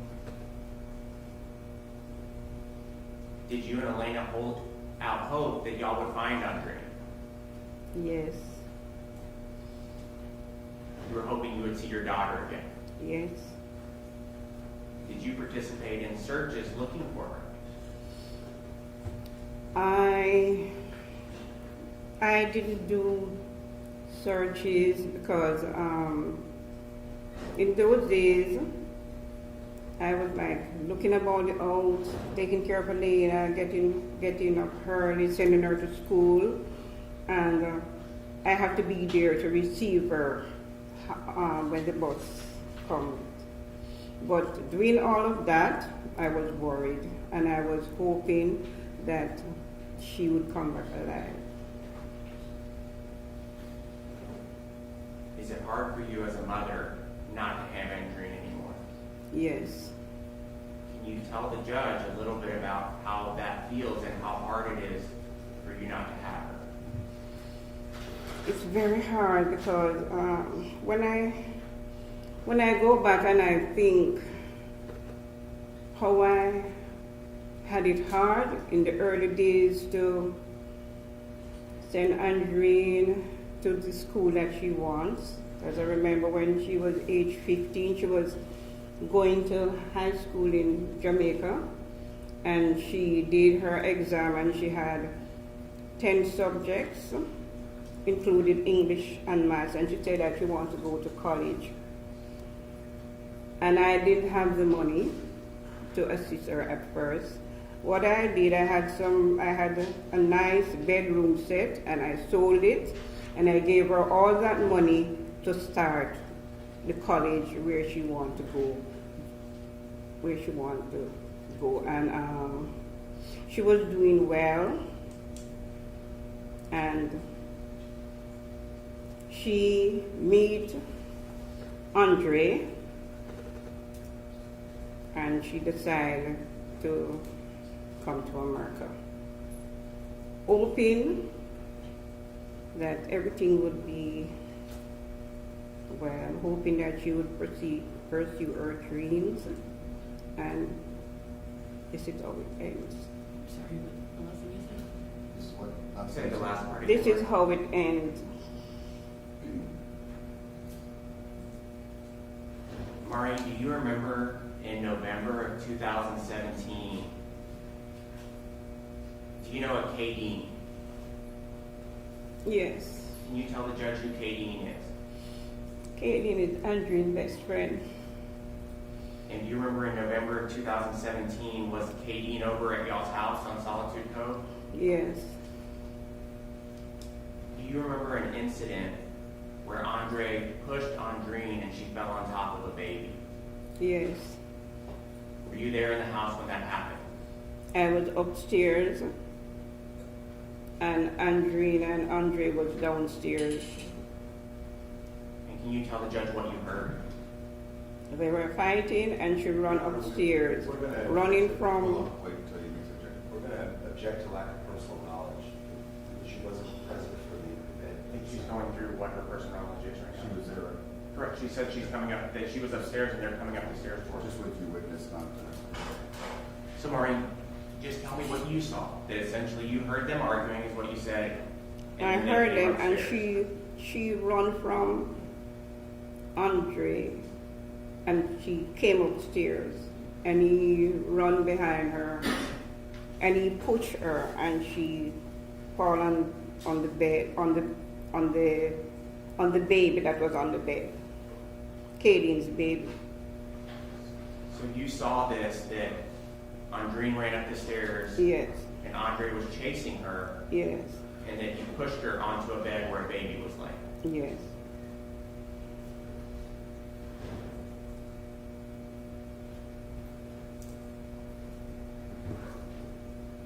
Maureen, is there anything else that you want to tell the judge about Andreen or about how hard this has been on you right now? It's very hard to know that. What I would say, Andreen, nobody's perfect. Everybody makes mistakes in life. If she do something to Andre and he is upset, I think he might do something else. He could resolve the matter in a different way. He's too intelligent for that. He's fairly intelligent. He's very smart. And I wasn't expecting this from him. Thank you, Maureen. I'll pass the witness, Your Honor. Ms. Smith, you testified once already in this trial, correct? Yes, sir? And you talked about how difficult this was for you because you virtually loved everybody involved. Yes. Remember that? Yes, sir. And in terms of this finances issue that the prosecution talked to you about, I want to draw your attention to that. You have an attorney, you're not in the probate and child custody issues that are being conducted outside of this courtroom? Did you say about probate? Yeah, Jean Brown, hasn't she Yes. represented you? Yes. First, with respect to gaining the custody of Elena, correct? Yes, And then now there's a probate action going on, correct? yes, And as part of that, back in November of 2021, I believe, November, December, the insurance company, you were aware the insurance company put the money in federal court from Andreen's insurance policy, correct? yes, And up until that point, and up until Andy got out of the Air Force, you were getting money for the support of Elena, correct? he paid 4 months, maintenance for Alina, and he stopped. And then Enroy, is it? Enron, the fellow who was running Starlight Homes for a while, there's a number of $1,000 checks to you from him for the benefit of Elena, He correct? paid, when Enroy was running the business, I was supposed to get $1,000 for maintenance of Alina, and I got $4,000 4 months because the business had gone down and he couldn't afford to pay that money anymore, and he told Andre about it. And that became what was the middle of the COVID pandemic, right? The business went down, everything was somewhat stopped up.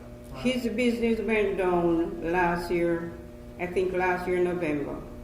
And your attorney on your behalf and Andre's attorney went into federal court and had an order created setting up a trust for the benefit of Elena with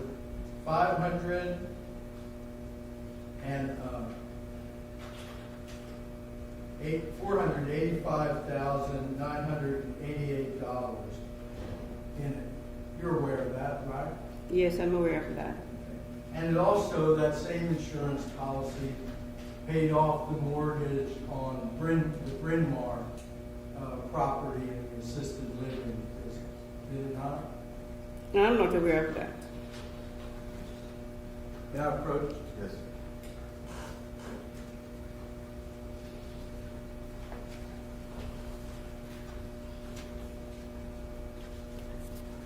I'm showing you what's been marked as defendant number defendant's exhibit number 64. Have you seen this?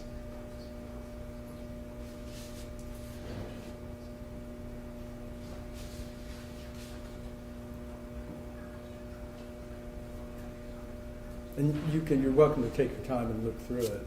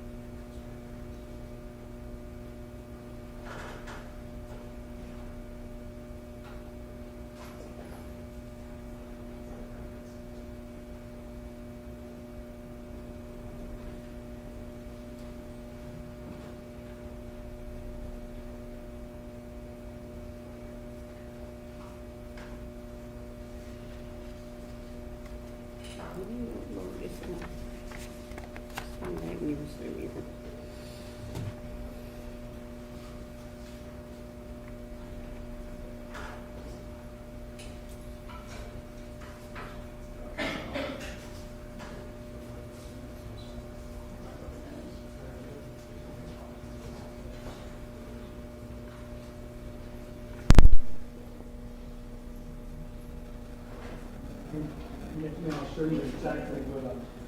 This is for me to get temporary. No, this is the paper appointing a permanent trustee for the insurance proceeds. And in this line right here, if you take a look at it, just these few lines, could you take a look at those, and maybe that'll refresh your recollection.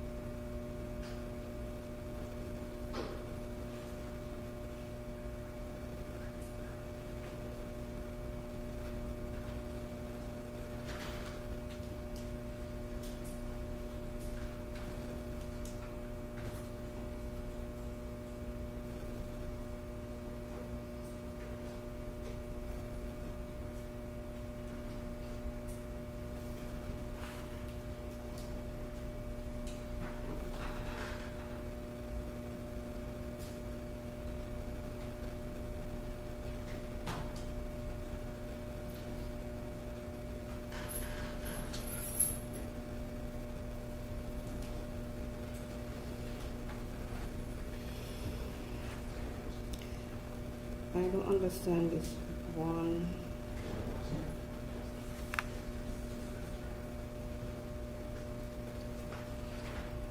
Okay, just for the record, Ms. Smith is pointing to a reference to the proceeds under Texas Insurance Code annotated in a section number, right? It's just the law provision, a provision of the law. But then it goes on and it's signed by the federal judge. It's actually an agreed order. You know what an agreed order is? Mm-hmm. You know, Ms. Brown on your behalf went in and agreed to setting up this trust with, Yes, with I the remember fund. that one, yeah. Okay, Mhm. okay. That, and that it contains the numbers and what the insurance proceeds were done with, which I'm going to offer offenses of 64 and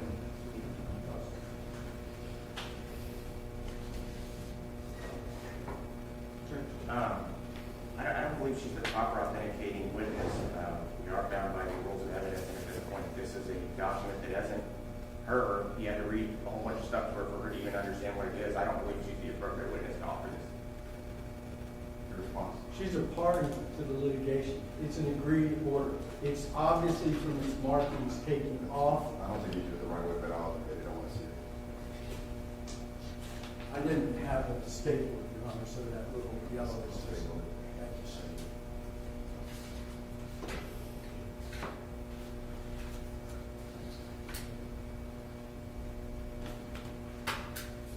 And as part of that effort, you were aware that Andre had gone in and waived or told the federal judge he had no interest in the insurance policy, and all the proceeds should go to the land.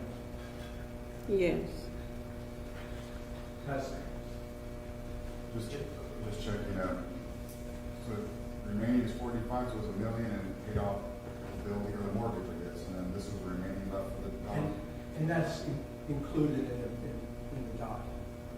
And it's in a trust in her account, so she doesn't have access to it right now. She's not, is it what, she is 18 or what is it?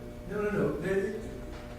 There's a trustee, and now the trustee has passed from the appointment in that document of lawyer named Caitman Bennett was appointed.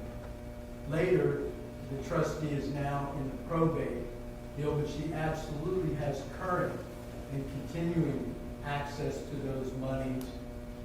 Through the trustee, through Bennett? And now the new trustee, but through the courts, actually, through the probate court, she has And this current would and be- future. This would be $1,000 a month? It looks like it, right? I think that it's a minimum of that, and that initially the court was directing in that document what the trustee could make, $350 a month. so that there was the least amount of diminishment in the funds. Okay. Maureen, we heard a little bit about a trust. Do you know, are you receiving any money from that trust right now? No. Are you and Cindy Ann having to pay for everything that Elena needs right now? Yes. And that trust is not doing anything for Elena? That money that he's talking about the other day, the outs, flood out, and I think money I was to use from that trust to get somewhere for Elena to live. Because where she was living at Solitude Cove, it's not livable. I think that lawyer, it's not really me, go through the probate lawyer. So can you repeat what you were saying? The last part? Say that last part again, Maureen, for us. It goes through the probate lawyer. But even if there's a lot of money in there, you're not receiving any of that money for your day-to-day needs for you? No, and Elena. no, it was used to pay for somewhere to Elena live. I'll pass the witness, sir. Yes, I don't understand. They're not getting the money or? If it's that. That's been our understanding, that they're not getting the money. Judge, it's over in the probate court, money is there. From the standpoint, by waiving everything, we're not even in that anymore. So I'm just simply pointing out to the court that money is there That's still for pending. that purpose. That's still pending. And, yes, sir. And there's a guardianship, and there's probate. I simply, the point of the document is that those monies. Okay. And Judge, That's fine. Anything? Judge, just that, from our questioning, these are all, I understand they may be tied up in probate, but these are all based on the actions of Andre McDonald, that currently they are not getting any money, and they are having to care for his daughter now. It's fine. Any questions? No questions from the state. Any questions? Thank you. Excuse. Thank you. Thank you. Next witness. Next witness. Your Honor, the state calls Dr. Rosemary Coates. Sorry, I've just been informed she's not a doctor. Just Rosemary Coates. Your Honor, we're going to have the same general objections that I hear saying confrontation or 702. Who's she? Same response. I mean, she is Elena's therapist, so we're just going to talk about why she has been in therapy with Ms. Coates and what sort of treatment she's providing and why. This is absolutely a way of in around the problem. There's a confrontation issue here. And these are people that, they may be able to provide some expertise about this condition or how it's treated, but that's not why they're calling these witnesses. They're calling these witnesses to get into the rank hearsay within the child's medical file. And Or is that just like the last one, is what they observe or changes in? My intention is not to get into anything specifically that Elena has told the doctor, but just what she's been diagnosed with, what their treatment is, and why, and when it started, and what the process has been. I know it's affected her big time, so I mean, it's not Well, I think, Your Honor, the other thing is under the Code of Criminal Procedure 420373, there's actually mandatory restitution for a child that has been witness of family violence. So, Your Honor, depending on what the testimony hears from the therapist, could actually charge restitution to cause Mr. McDonald to pay for any psychology or therapy that Elena has had to undergo. They've been paying that out of pocket. That's fair for restitution. that's what we're getting at, is what they need is for someone other than the child to come in and claim that she witnessed something specifically, so that they can make an argument that's not true. getting into. No, we've actually already had testimony that Elena was present. Lorena said that Elena was present whenever Mr. McDonald had his hands on her face.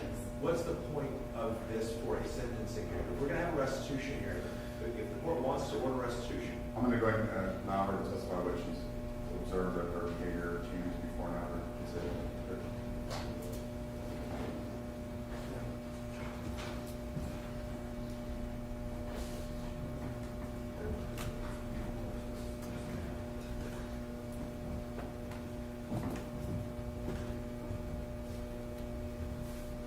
Raise your right hand. Swear to tell the whole truth, nothing but the truth, so help you God. I do.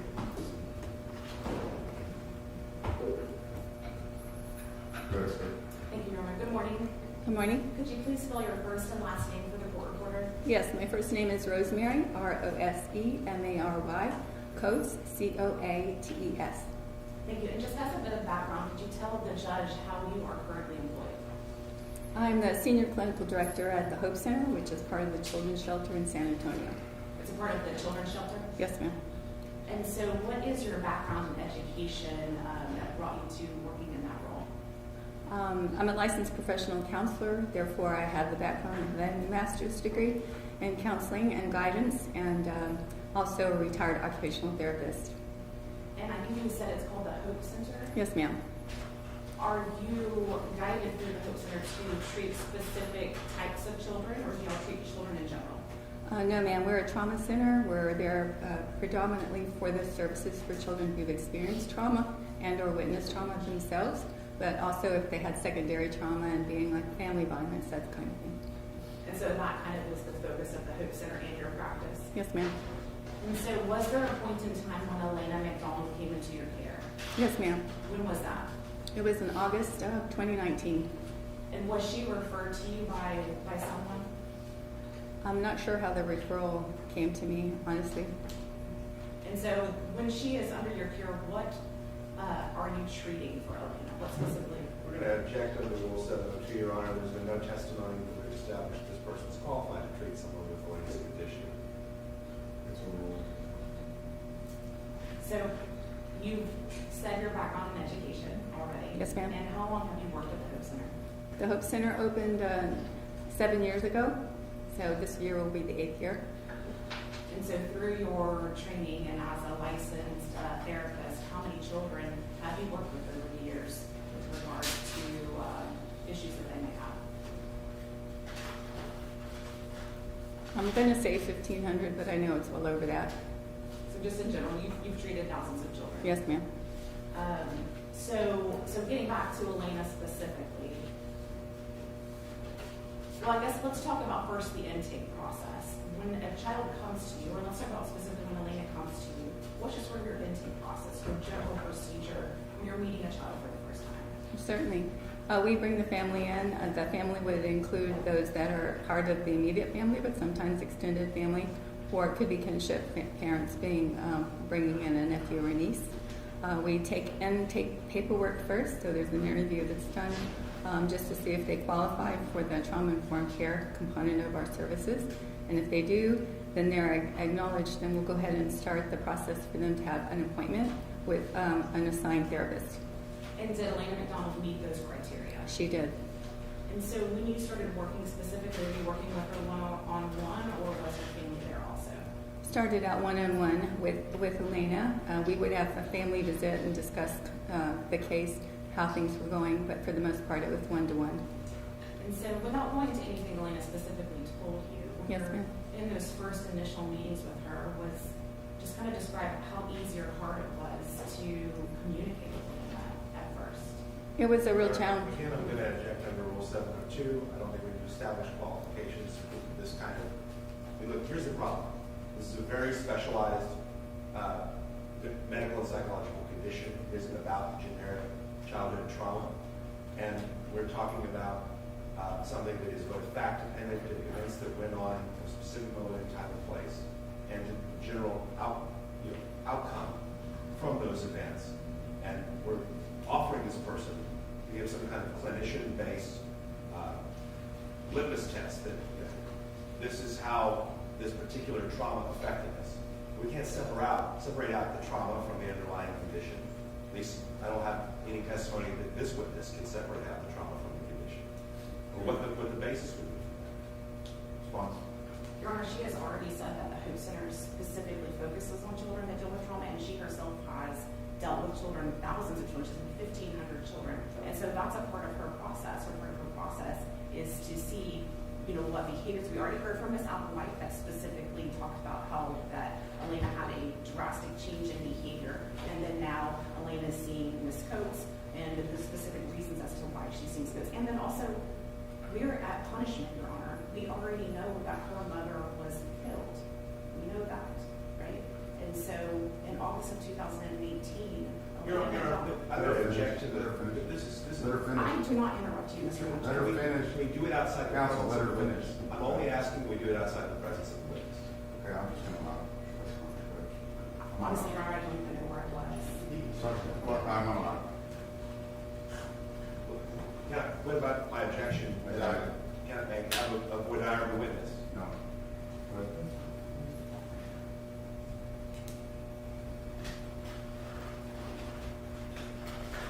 So I think, Ms. Coates, you were talking about that initially when you first met with Elena, it was kind of difficult to interact with her. Yes, ma'am. What diagnosis did Elena come to you with? Objection, hearsay, confrontation, 702. No. Initially, she had a dual diagnosis that she started with the case of being autistic, and then it's also complicated because she had post-traumatic stress disorder. Okay, and so specifically with post-traumatic stress disorder, what therapies are you specifically trained in to treat children with post-traumatic stress disorder?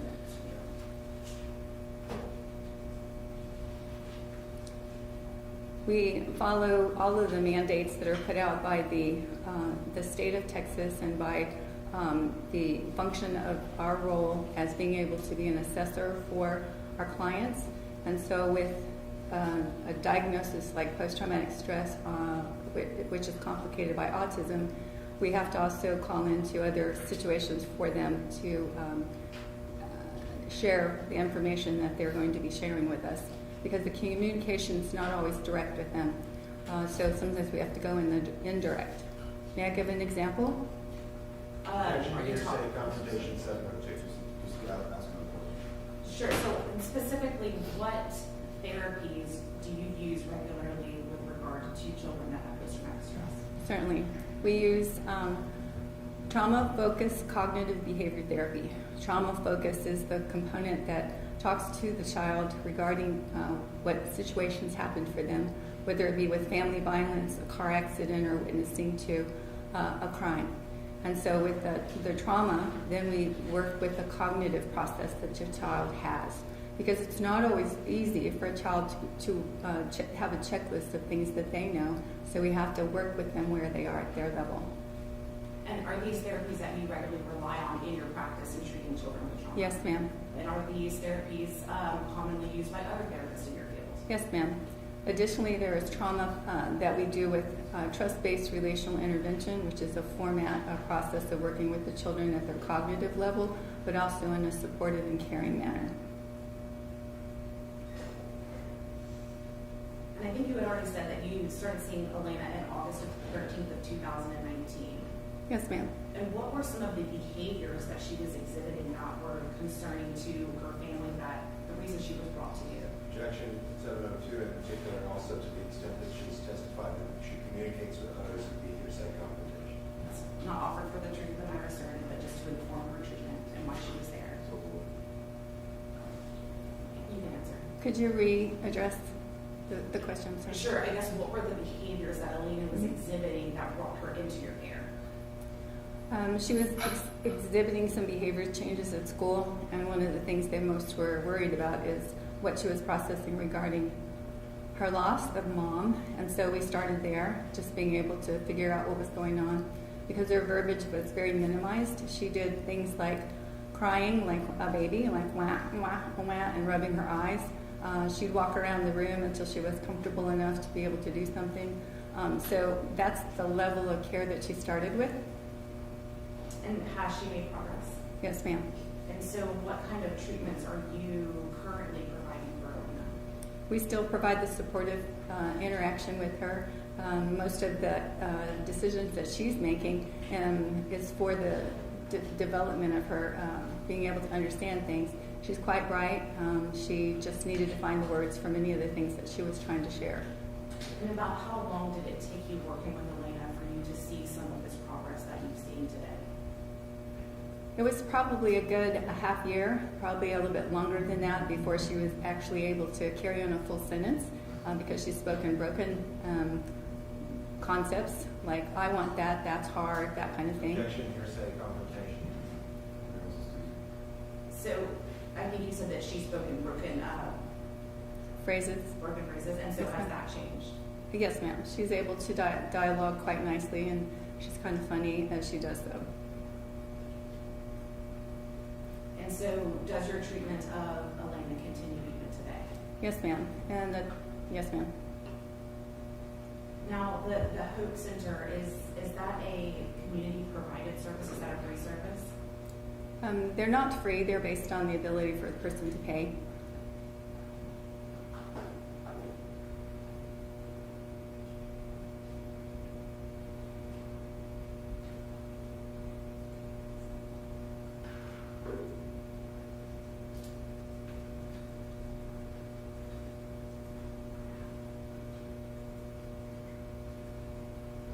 Last witness. So Elena's condition today has improved significantly, right? Yes, sir. You testified that you have credentials in managing post-traumatic stress disorder and traumatic events in children's lives. You dealt with 1,500 people. In that regard, is that a fair characterization of your expertise? Partially, yes. You didn't discuss anything specific to autism. How many autistic patients have you treated in that time? I'll probably say 700, could be more. Okay. What specific training do you have in dealing with autism? It's part of my license, and also I accepted opportunities to go to trainings, additional learning, being able to be a part of a discussion group. It was over about a 6-month period. Okay. Fair to say autism spectrum disorder covers a wide array of different sub-conditions. Is that fair? Yes, sir. There are some people who are completely nonverbal and are essentially locked in their own mind, right? Yes, sir. And some people who have very minimal impact to their daily life from their condition. But I will say yes to that, but not to Elena. I only can say that in answering your question, that yes. We're talking about the spectrum in general, correct? Right. You would not be in a position to diagnose where Elena falls on that spectrum, right? That would require clinicians' work with additional training you don't have, correct? I do diagnoses, yes. I'm licensed to do that. Okay. Of autism? Of being a licensed professional counselor. Can you diagnose autism? Yes. Okay. And you have not made that diagnosis with respect to Elena, or you have and you weren't going to share that? It wasn't clear. Say that again? Have you made such a diagnosis with respect to Elena? Yes, and that diagnosis has been confirmed by a psychiatrist. Okay. Typically, that's what would be necessary, is that you would make a diagnosis, but then a medical doctor would follow up that diagnosis. Quite possibly. Okay. I'll pass the witness. Steve?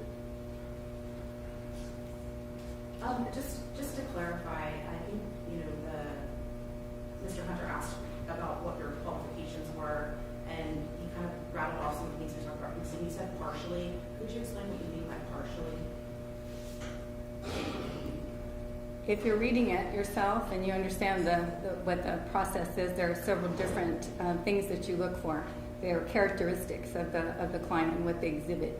And so some people are on the higher spectrum with have fewer issues, and then those that are more inclined not to speak, not to interact. And if for some reason, at any point in Elena's care, if you felt like you had become unqualified in any way to treat her, would you have continued the treatment, or would you have Objection, relevance. He's attacked her credit because her qualifications in treating Elena.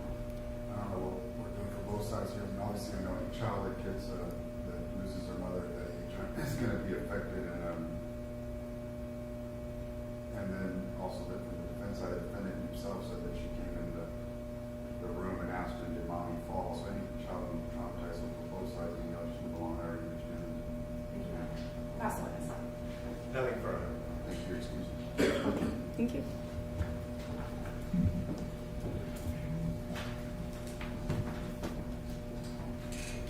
Okay, next witness. State calls Paul Anderson. Is your last witness? It is, Your Honor, yes.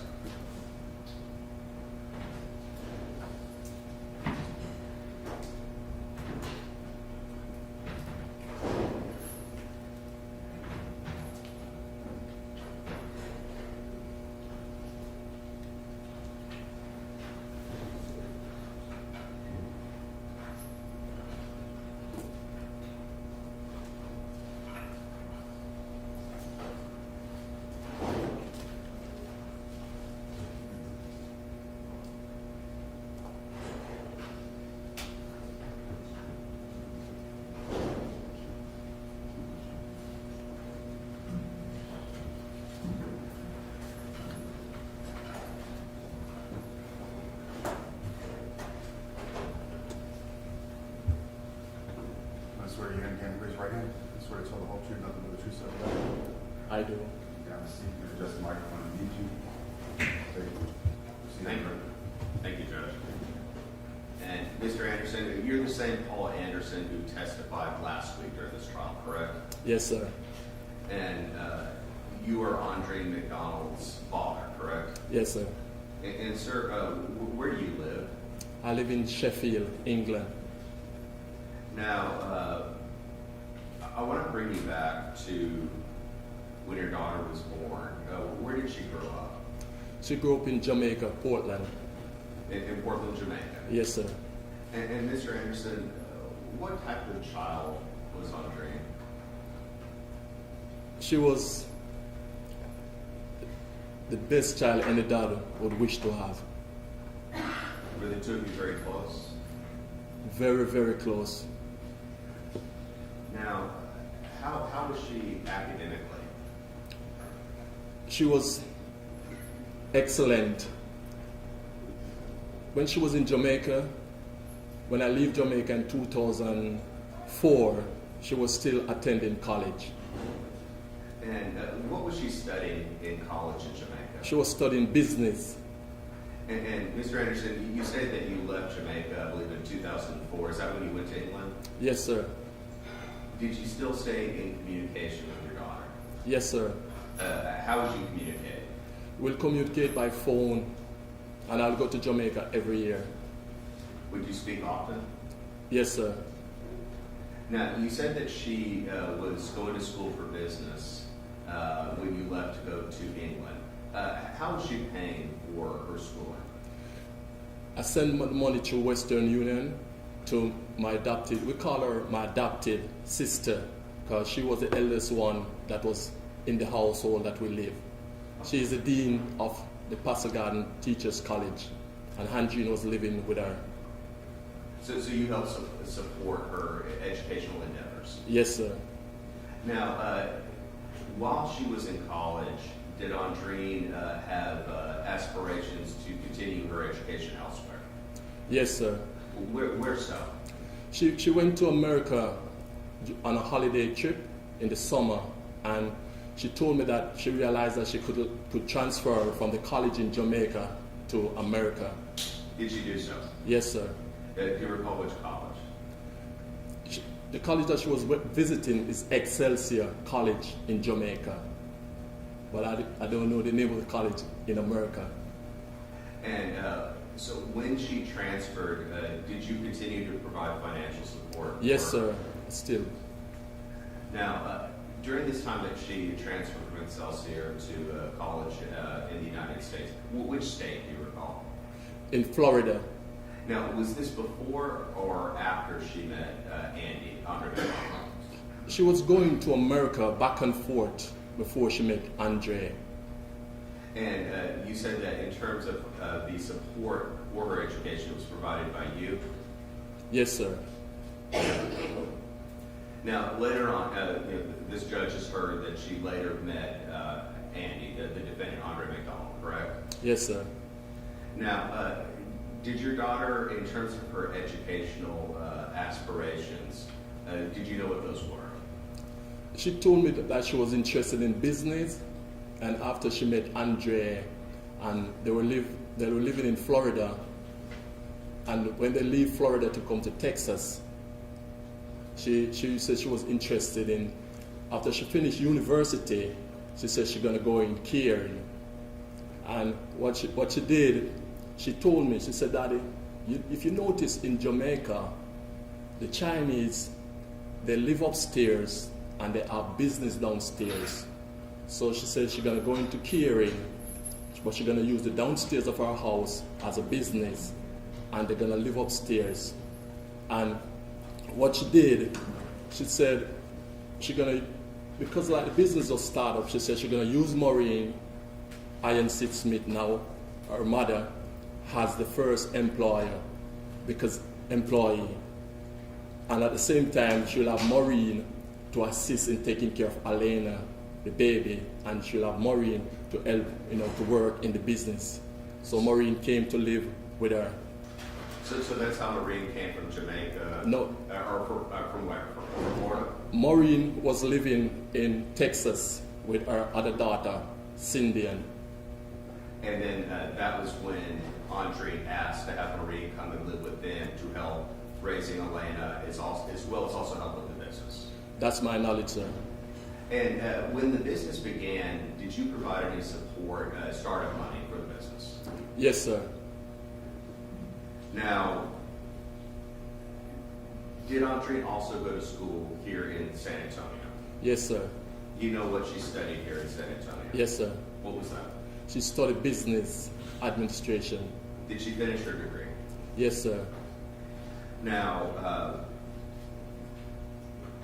did the business that Andreen helped create, that you helped provide money for, did it become very successful? Yes, sir. And this is Starlight Homes, correct? Yes, sir. Now, did the business grow to where they had several different facilities? Yes, sir. Now, did Andreen ever go back to any of her schools to give speeches in regards to the educational background, in regards to encouraging other students in their educational pursuits? Yes, sir. Where did she go? She go to Norwich Primary School. That's a school that she attended up till when she was 12-year-old. And what type of speeches would she give? She gives speeches at the graduation. And what they do, they ask her, you know, they try to pay her for her trips or the time that she came, and she will say she don't need any money for that. She's just trying to help, you know, other children. So she would pay her own way. Yes, sir. Did she also provide any other support to the schools? Yes, sir. She will send computer to the school. So she would give them computers? Yes, sir. Was your daughter involved in any type of charity work? Yes, sir. What type of charity work? She will take time out to go help feed the homeless in San Antonio, Texas. Do you know how often she would do that? She says she tried to do it at least once a month. Now, as Andreen grew older and graduated from school and was running these businesses, would you still take time to speak with her? Yes, sir. Would you also, I assume that would be mostly via phone, correct? Yes, sir. Would you also come and visit? Yes, sir. How often would you come visit? At least once a year. Now, you're employed in England, correct? Yes, sir. And Andreen with her job here, did you have a designated time or day that you would speak to her? Fridays. Now, you also knew Andreen's husband, Andre McDonald, correct? Yes, sir. Would you speak to Andre on occasion? Yes, sir. Now, I want to call your attention to a conversation that you had with Andre in regards to an improper relationship he had with a member of the staff at Starlight Homes. Did you speak to Andre McDonald about that? Yes, sir. Now, was it face-to-face or via phone? I spoke to him face to face. Now, when you spoke to him face-to-face, did you ask him about these allegations of him having an improper relationship with an employee? Yes, sir. Did he deny that? No, sir. What did he tell you? He told me that Maureen should mind her own business. And when you say Maureen should mind her own business, had you learned this information from Maureen? Could you repeat Had that? you learned that information from Maureen? Yes, sir. When was this? What year? That was 2016. So Andre McDonald's response was just that Maureen should mind her own business. That's correct, sir. Now, furthermore, did you later have a conversation with Andre McDonald in regards to a threat made against your daughter? Yes, sir. Now, did you speak to him on the phone or face-to-face in regards to this threat? I spoke to him, the last time I spoke to him about threat, it was 2018 when I came to USA. So it We was spoke face to face. a face-to-face conversation. Now, was this a physical threat to her that was made? Yes, sir. When you spoke to Andre McDonald about that threat, did he not deny that he made it? What he told me, it was Iger gesturing. I'm sorry, what was it? Iger gesturing, like a joke. Did he deny that he made the threat? No, sir. He simply just said that it was a joke. Yes, sir. Now, Mr. Anderson, you stated that you usually would speak to your daughter on which day? Friday, sir. Now, did you speak to your daughter February 28, 2019, on Thursday? Yes, sir. Were you able ever No, sir. Your Honor, pass. Defense?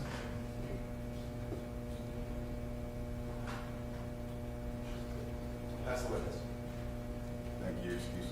Thank you, sir. Your Honor, at this time, the state would resubmit all the evidence heard during the guilt innocence portion of the trial, and with that, the state would rest on punishment. Accept that evidence and, defense, you have any witness here, you want to do lunch and then come back? We'd like to take a break, or do lots of. Okay, let's do 12:45, it's a little over an hour, hour and 10 minutes, and so we'll do 12:45, we'll start with defense.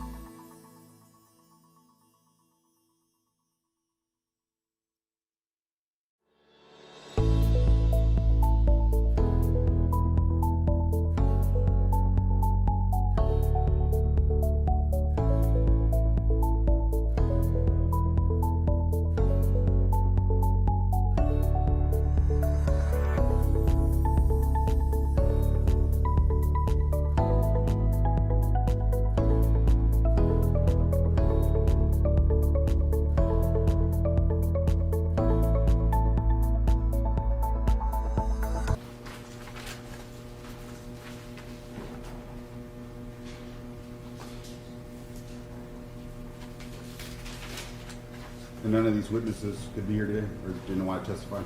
They're from out of town, Your Honor, Okay. and had to leave. In fact, a couple of their letters actually indicate that. Oh, North Carolina, Georgia, okay.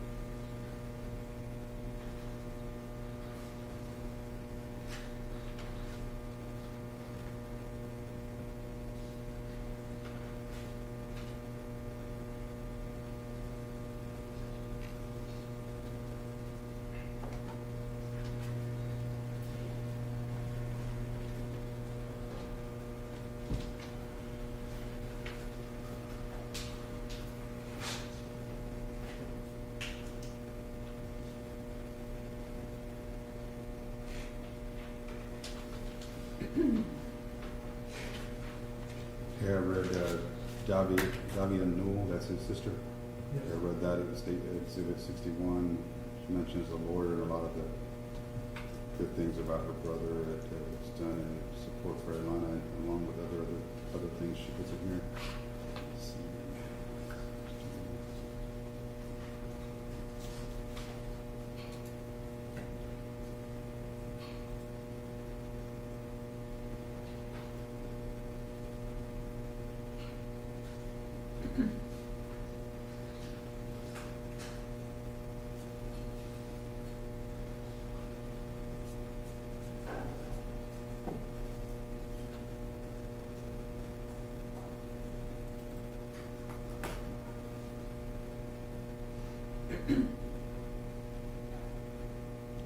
Yeah, I read exhibit 60, that's his mother.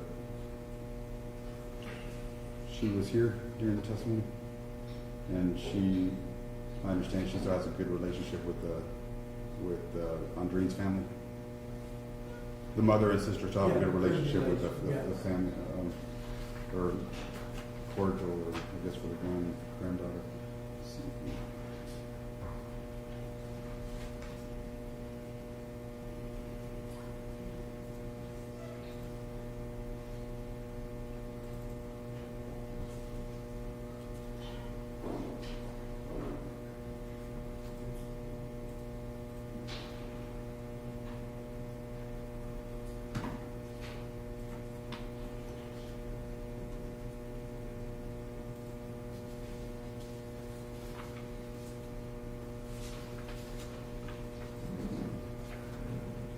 Brother-in-law's 62.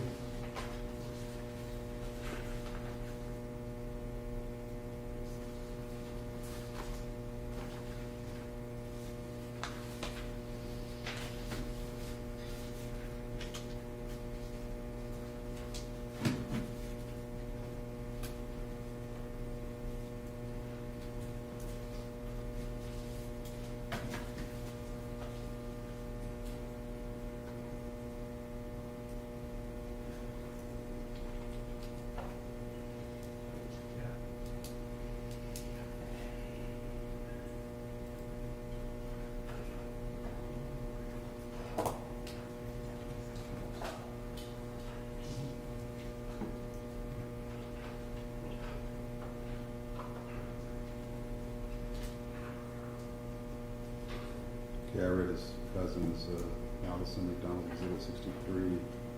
What's this? Oh, this is his reviews from the military 65.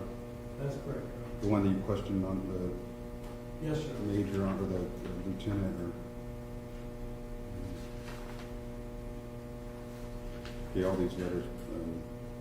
say different things, but they all talk about the good things that he has done in his life and with his daughter, and all of them seem to have sympathy for the victims' families too, or they at least address her family also. Okay, I look at all these exhibits. Okay, any closing arguments on both sides? I would join the state in offering all the evidence from the actual trial itself and ask the court to take judicial notice of the entire trial, including the bond affidavits. Okay, I will do that judicial notice of the guilt innocence phase. Everything has been admitted. Okay, argument? Yes, Your Honor, I'm going to reserve my argument. I'll let the defense go first. Argument, defense. Your Honor, this is sentencing before the court. So if I stand, Yes, please. feel That's fine. comfortable. Yeah, no, I prefer you to stand. Go ahead. Thank you, sir. This is a sentencing before the court. The court sat through all of the evidence. So I think I can be very brief.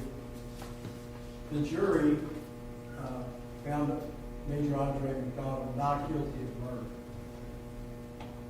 So I think you need to put that out of your mind, so to speak. And they said unanimously he's not guilty of that.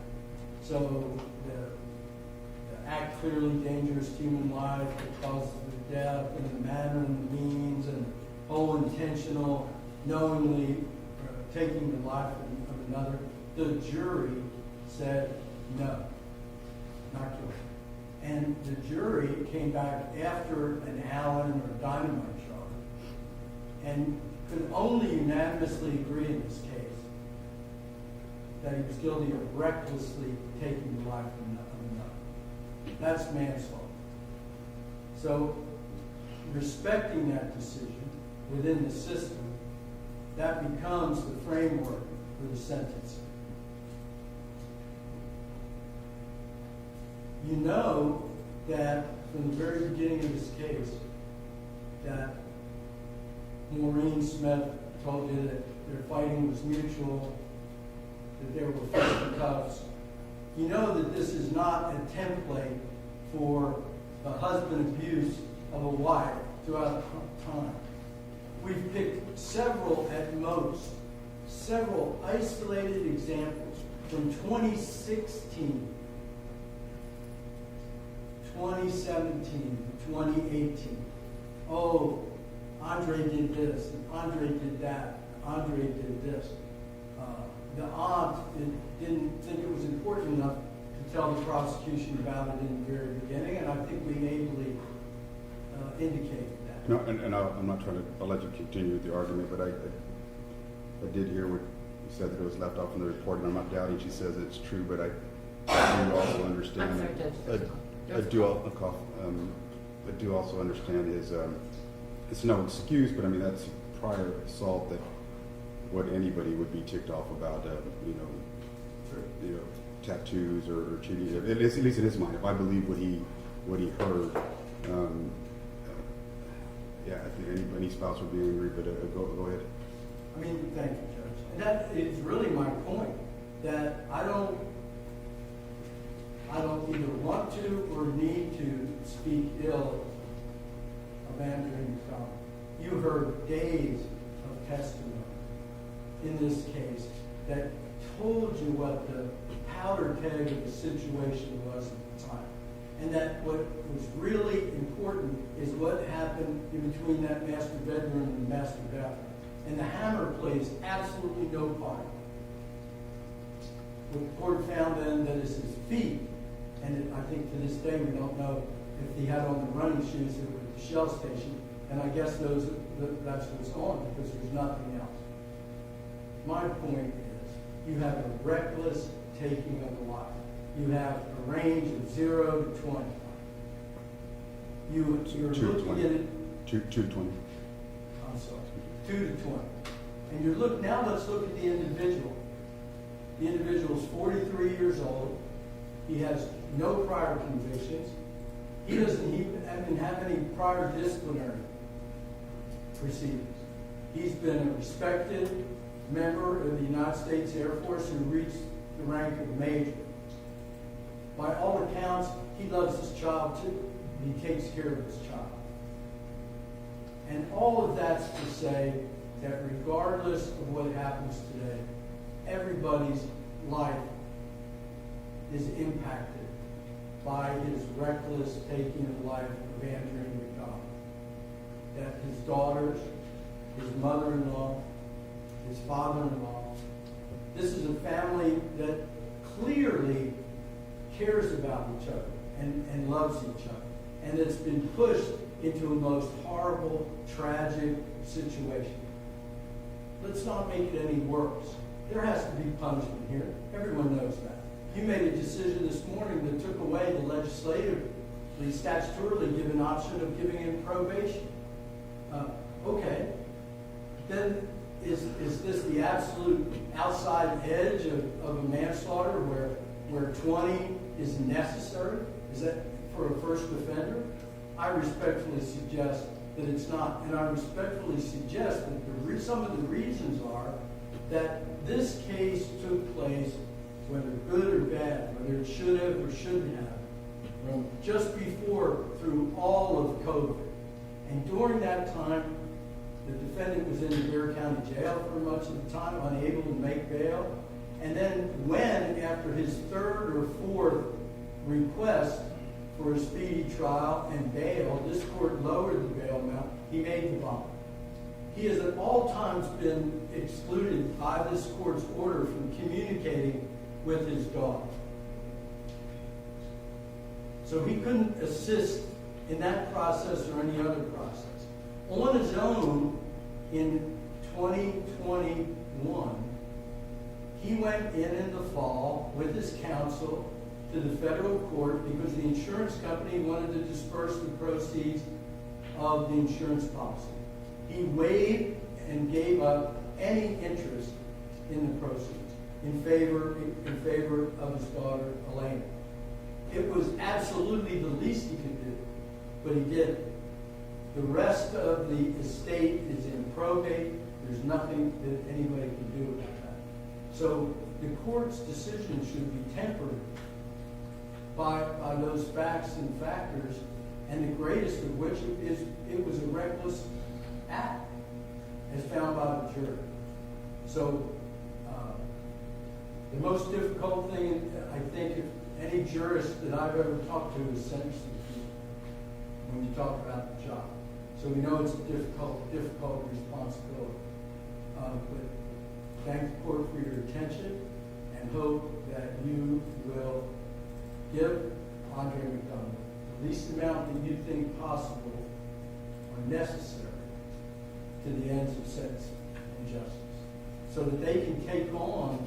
I want one more thing that I want to say, and that is that in terms of allocution, I don't believe the defendant's not going to have anything to say to the court, but his allocution is, through his attorney, is that he wants to continue the process of taking responsibility, continue the process of sharing his sorrow and his grief at everything that transpired, but he wants to do it privately and not in front of the cameras and not in front of everybody else.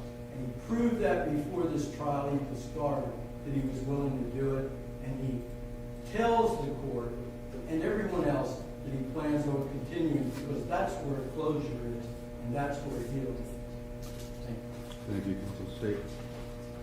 Your Honor, by Andre McDonald's actions, he took a mother, a sister, a daughter, and a friend from all of us. Somebody who was a pillar in this business community, somebody who's an inspiration to those back in her own community where she went back and gave speeches to inspire other children to do as well as she did. Your Honor, we presented evidence in this case of prior family violence committed by that man against Andre McDonald. We talked about the July 4th incident where he put his hands on her, he scratched her, he covered her eyes as she drove with her own child in the car, putting all three of their lives at danger. You also heard from Maureen this morning about an incident where he chased after his wife, shoved her down, and hit a young infant child on the bed. Furthermore, Your Honor, you also heard from Mr. Anderson today about an incident in 2016, an incident in which he was confronted about having an affair with somebody that worked for the business. The defendant did not deny that.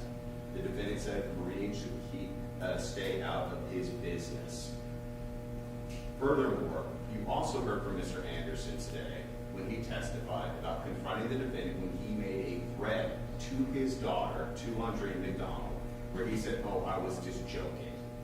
Your Honor, defense represents that Maureen came and testified that this was mutual combat. The court heard what she said. She did not say that in any way, shape, or form. She said that the defendant stomped on Andre, and that Andre did not physically touch the defendant at all. Furthermore, Your Honor, the violent nature. Sorry, counsel. That's not what the record says. It's simply inaccurate misrepresentation. That is inaccurate, Your Honor. The violent nature of this offense, as the court heard, in terms of exactly knowing what he did that day, we will never quite be sure because of his actions to try to cover up this crime. His actions in which he destroyed clothing, hid evidence, set her body on fire. We don't know if he hit her with a hammer that day, if he hit her later or not, for his self-serving statement in an effort to try to justify the physical evidence that was recovered. After this defendant heard it, he tries to say, "I went back and hit her with that hammer later." We'll never know. His lies on the stand on Monday, as the court heard, as this jury heard, are completely self-serving to try to cover his tracks. We also know, even if the court were to believe his own statements, he says that he sets her on fire. He desecrates her body. Even ancient cultures treated the dead with respect. He showed no respect to the wife of his child. Yeah, Your Honor. I don't think he went back. I don't believe that he went back to. He had his anger, but I don't believe he went back there just to beat it. I think it's obvious he was trying to cover up. But go ahead. Thank you, Judge. Furthermore, his actions destroyed this family and the businesses. As the court has heard, Lorna McDonald was a very successful businesswoman. All of those properties under Starlight Homes failed. All of them went under. The house they used to live at, 1042 Solitude Cove, a very nice house, the family no longer lives there. The income stream that used to support this family of four has gone away because of what he did. Not only does that destroy the lives of the family, but it also destroys all of the lives of the people who used to work there, as well as the residents that used to be at those facilities. This is specifically in terms of Maureen and as well as Elena, they did not need for anything. They did not want for anything prior to this. His actions have made it to where now they have no more income. A young mother is no longer there, and Maureen is now thrust into the role of having to be caregiver in her 60s of an autistic young child. This trust that defense talks about, trying to make it look like the defendant is being altruistic by giving up his rights. What life insurance company is going to give money to the person who caused the death of another?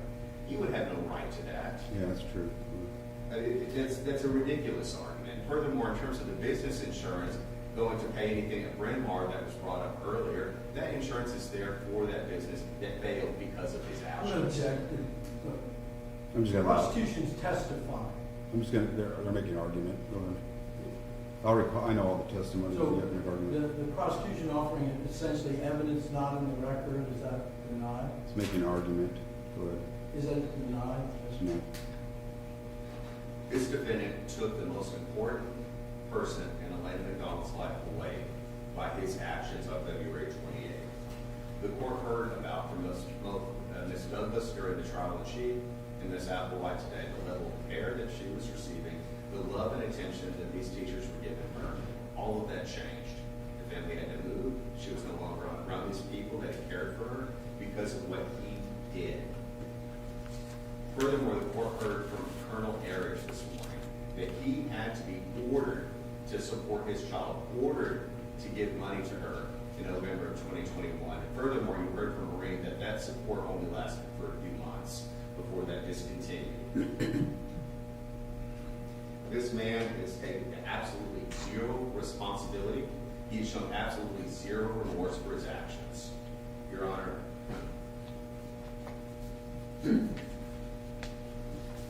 And that exhibit y'all give me on 440 that shows that much money in there, over 200,000, that was after that he was ordered to pay child support, he still wasn't doing it? That is correct, Your Honor. He was ordered in November 10th of 2021. According to Maureen, he provided support for anywhere between 4 and 6 months. He had over $200,000 in his account, yet was not providing for his child. It doesn't make any sense, because I thought the only emotion I saw from Mr. McDonald was about his daughter, so I don't know why he wouldn't do that, but go ahead. Your Honor, this is the last memory that Elena McDonald will ever have, is either hearing or seeing her mother dying on a bathroom floor because of what he did. I can think of no other punishment that is appropriate but for the maximum. $10,000 fine, 20 years incarceration in TDC, an affirmative finding of family violence, affirmative finding of a deadly weapon, and no contact with Elena McDonald, Hyacinth Maureen Smith, Cindy and Johnson, and Paul Anderson. Thank you. Okay, thank you, counsel. Okay, Mr. McDonald, you know that, I don't even have to tell you this, that your attorneys did a great job. You already know this. You could tell your demeanor reaction after they got you off the murder and down to the manslaughter and just every objection and everything they've done, and to both sides that they've fought, done a great job. I've seen they've had a lot of cases in here. They've done a great job, but now we're down to manslaughter, so I have to consider manslaughter. And go ahead and stand. I'm going to tell you on base, Mr. I'm weighing the mitigating on versus, obviously the bad. I mean, you have no criminal history, military service, become a major in the Air Force, and obviously nothing justifies a death, but I understand the anger, if I truly believe you, as far as tattoos, or at least you believe it, the cheating, the money in the business, and at least from your eyes that you thought they're going to off me or they're going to kill me pretty soon over there. So take that all as true. I can understand the anger, but still not a right to take a life. In addition, it seems like you had prior to this a good relationship with your mother-in-law, and they're strong, because I've seen some families in here before that have come in here and they're just mad and yelling and don't even want to look at the defendant. They've actually seemed like they still care. At least I can't put words in their mouth, but more forgiving than I've seen others. And not that others are wrong, it just seems like they still cared for you. She said you were a smart man, intelligent man, you didn't have to do this. So that was strong of her and the rest of the family members. I think your sister says it here too in the letter, basically can say it better. No prior criminal history, no prior arrest, no record of discipline, distinguished military career, no prior history of discipline throughout his life. And it talks about your support of Elena and helping her with her disability or autism. But I also have to weigh that against, what I heard and the testimony is more on the punishment side. I saw your anger. I told you I understand some of it, but I saw your anger where you said you wanted to go hit the bones, even though I believe that was more of just covering up with that anger of everything that you had heard and cutting off prosecutors too sometimes before on their objections to hearsay. I could see that temperament, and I think I recall Gamber's testimony saying that if I ever die or get killed, it's going to be because of your actions. So she obviously felt some fear there, and I did hear some evidence in prior assaults, even maybe, I don't want to say minor, because no assaults are egregious, but I didn't see any arrest on that or major bruising. Obviously, this caused the death in this incident, but it's also devastating that you had to cause her death with your child there. I mean, at home, coming down, seeing part of it, and being there, and you know this because I watched your eyes. The only time it maybe welled up a little was when you're talking about your daughter.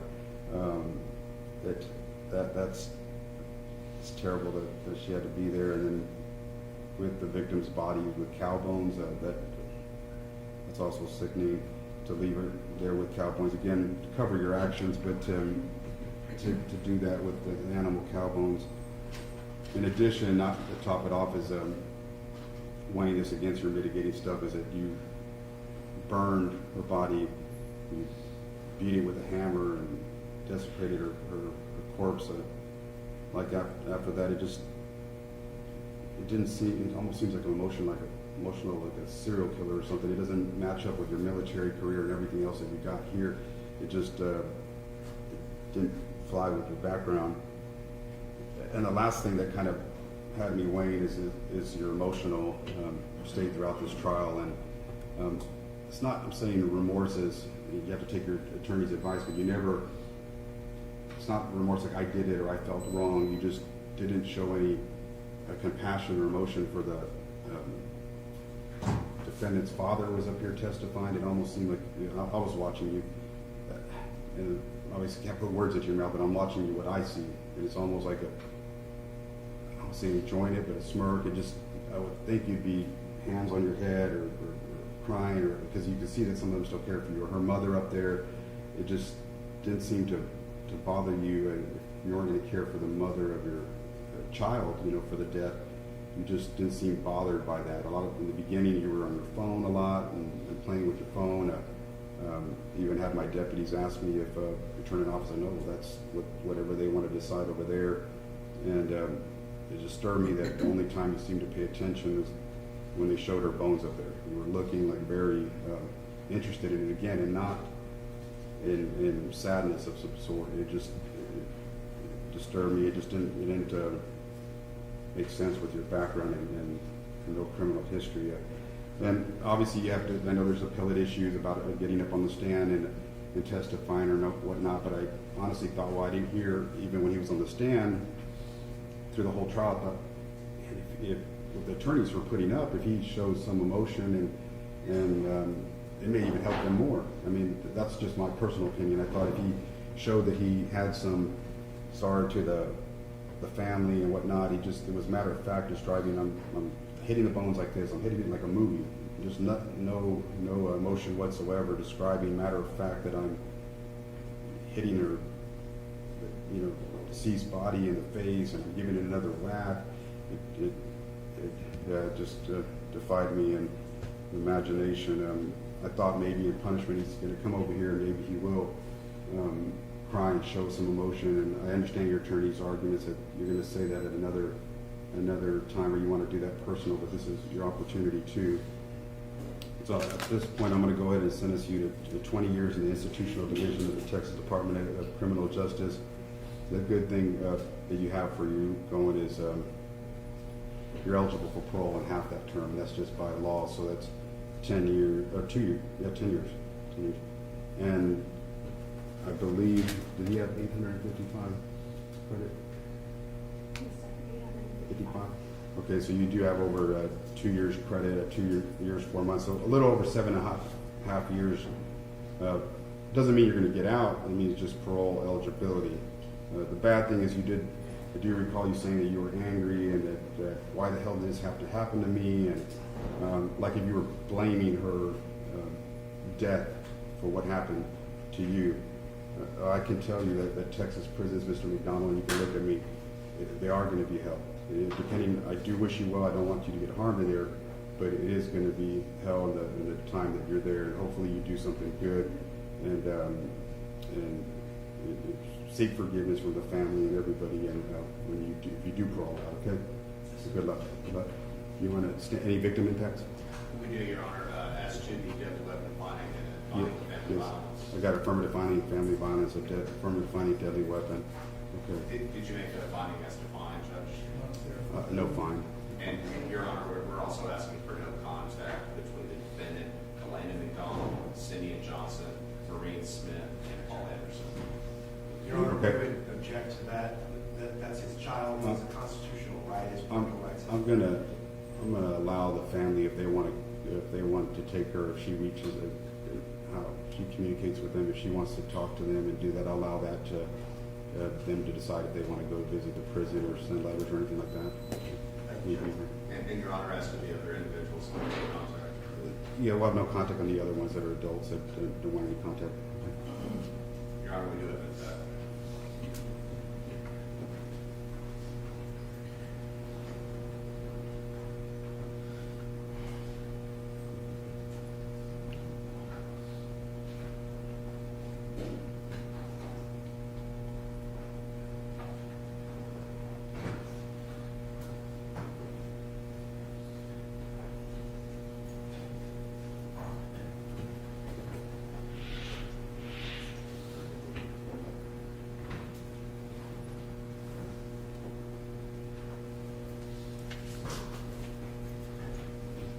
You can proceed when you're ready.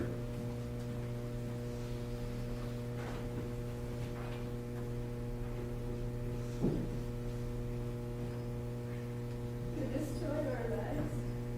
Not only horrible murder, your thing, you stole your daughter's mother. She can only have one this lifetime. You robbed her of a father, a family, and any normal life every child deserves. She's so sweet and big-hearted. One day you will miss the blessings of being the first one she would love hers. Despite all that has tarnished her beautiful mind and heart, she's still Andrew's beautiful angel and princess. We can never replace her, Mom, but we've been so grateful to her, and she is the closest thing to Andrew we have. But because of your actions, your daughter needs a joy. We can give her lifelong therapy. She suffered so much. Before all of this, she was emotionally and psychologically pure. Today, she suffers from so much because of your goodness and satisfaction. She's been severely traumatized. She burns her toys. Why do you think that is? She said and did unintentionally hurtful to others. She picks her skin and pulls out her hair. She suffers from post-traumatic stress disorder. She suffered from trichotillomania. She suffered from dermatillomania. She suffered from constant nightmares. Why do you think that is? You stole a daughter from her mother. Every birthday, major family holidays. She's missing Andrew. You steal her identity by trying to discredit her daughter's character. You stole a sister's only sister. You stole my sister. You stole her right to choose who she was to love when it was no longer you. We who truly love her would respect who she loves, even that was only you. Because that's what love does. It respects your freedoms to choose. You stole her right to choose. You stole her niece's auntie's privileges that they love and admire her for. She has inspired them to become the best version of themselves. She was such a fun, loving, and caring aunt. You stole from them that too. You stole from her friends the future of beautiful lifelong friendships and partnerships. You stole from everyone who would have been blessed by hard gifts to this world. My sister was on the verge of walking into her calling. You stole her dreams of the future. We all feel that you not only murdered our beloved Andre, you killed her in multiple ways, yes, physically, but emotionally in our hearts and minds forever. You killed her more than once. You stole from our own life possibilities. Above all, you stole from yourself freedom and peace of mind. Because you will forever have the same memories you left with your daughter stuck in your head. The very thing you stole from us, you stole from yourself. I want to leave you with Proverbs 16:4-5. The Lord works out everything to its proper end, even the wicked for the day of disaster. The Lord detests all the proud in heart. Be sure of this, they will not go unpunished. Are you proud of the pain you inflicted on so many people? On Andreen? On Elena?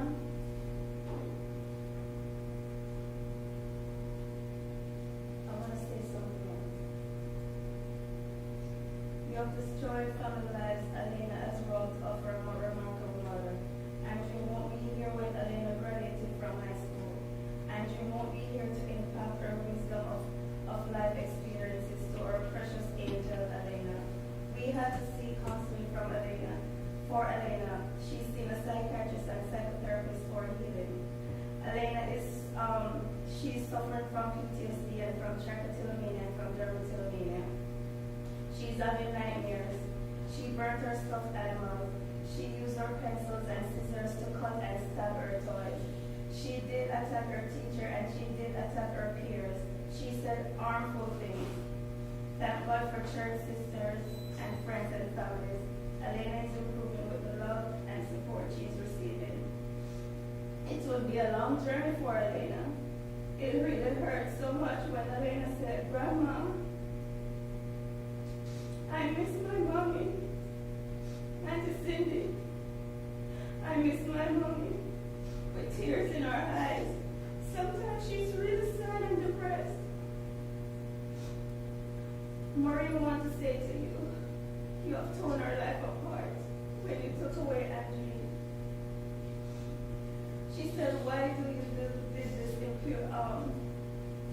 gruesome act? Maureen cried at times when she thought of Andrew, that she cared for 9 months and felt great pain to know that she's not here. Maureen wants to ask you, why you did this? Why choose murder in the first degree? Why not a white paper called divorce? I will never see my little sister again. She was filled with vivaciousness and tenaciousness. Andrew was on the cusp of finding her calling. Andrew's life was lost in the most harmful, horrifying, brutal, and unimagined way. You might think you can escape the consequences of your actions, but you cannot and will not escape the wrath of God. Last night I dreamt my little sister. It seemed so real. I was so happy to see her. But when I woke up, that's when I realized it was just a dream. The descriptive usage of words you used to illustrate the despicable act of plunging and murdering my sister demonstrated how cold and heartless you were. You hammered her mandible and nail in such a psychopathical way. You stripped her naked in the fierce winter of the night and burnt her body as if she weren't the mother of your child. And then you put the skeletal remains of a dead cow on her body, concealed in your murderous act. In your demeanor, you showed no respect, no remorse, no compassion or sadness in your ruthless action of depravity. Thank you. Thank you. Any others, Mr. Spears? Yes, Your Honor.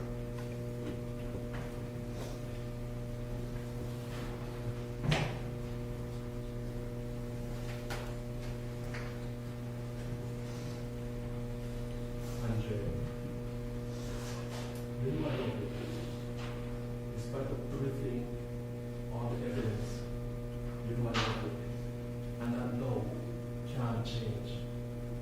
You hurt me, you hurt my family. I entrust you with Andrew. We have a lot of fun together, you and I. We spoke like brothers, we spoke like father and son. I want to tell you, you hurt me. Because like, when I first met you, it's like I received my son that had died. I know I lost my daughter. I feel like I lost a second son. But I want you to know, in spite of everything, I forgive you. Where I stand now, I will hurt you. I will never hurt you. I'll never hurt your family. I love you. And when I say I love you, that cannot change. You take a part of me. And when I say you take part of me, it's like a part of me is in the cemetery. And a part of me is going to jail. It seems like, I don't know how to express, it's like, it's a nightmare. And sometimes I wonder, when I go to sleep, if that is real life, or when I'm awake now, if this is a dream, this is how I feel. I would like to be where you are this morning, and I would like you to be where I am. But there's one thing I said to my friends all over the world: do not try to take any vengeance on any of Andre McDonald's family. Anyone, just leave it. Justice have been served. I just want to say, Andy, I don't know how I'm going to live this out. But I forgive you, and it's your duty to seek God forgiveness. I love you, Andre. I want to tell you, if I see you going to jail, I'll jump out to save you, in spite of everything. I love you, and I forgive you. Thank you.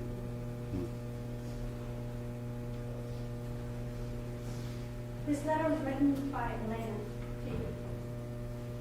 to Andre McDonald. You killed my mother. You took away my life. And you broke my heart. And you hurt my feelings. And you will pay for what you did. And you will be punished forever. Thank you. So, go back. Thank you. Thank you. Thank you.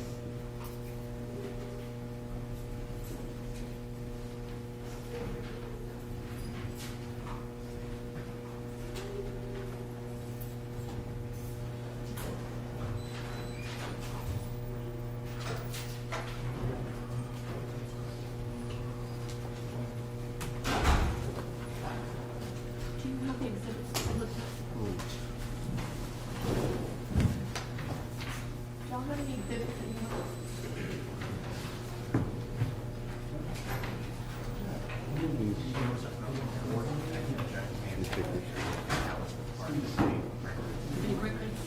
Just those papers. Oh, there it is.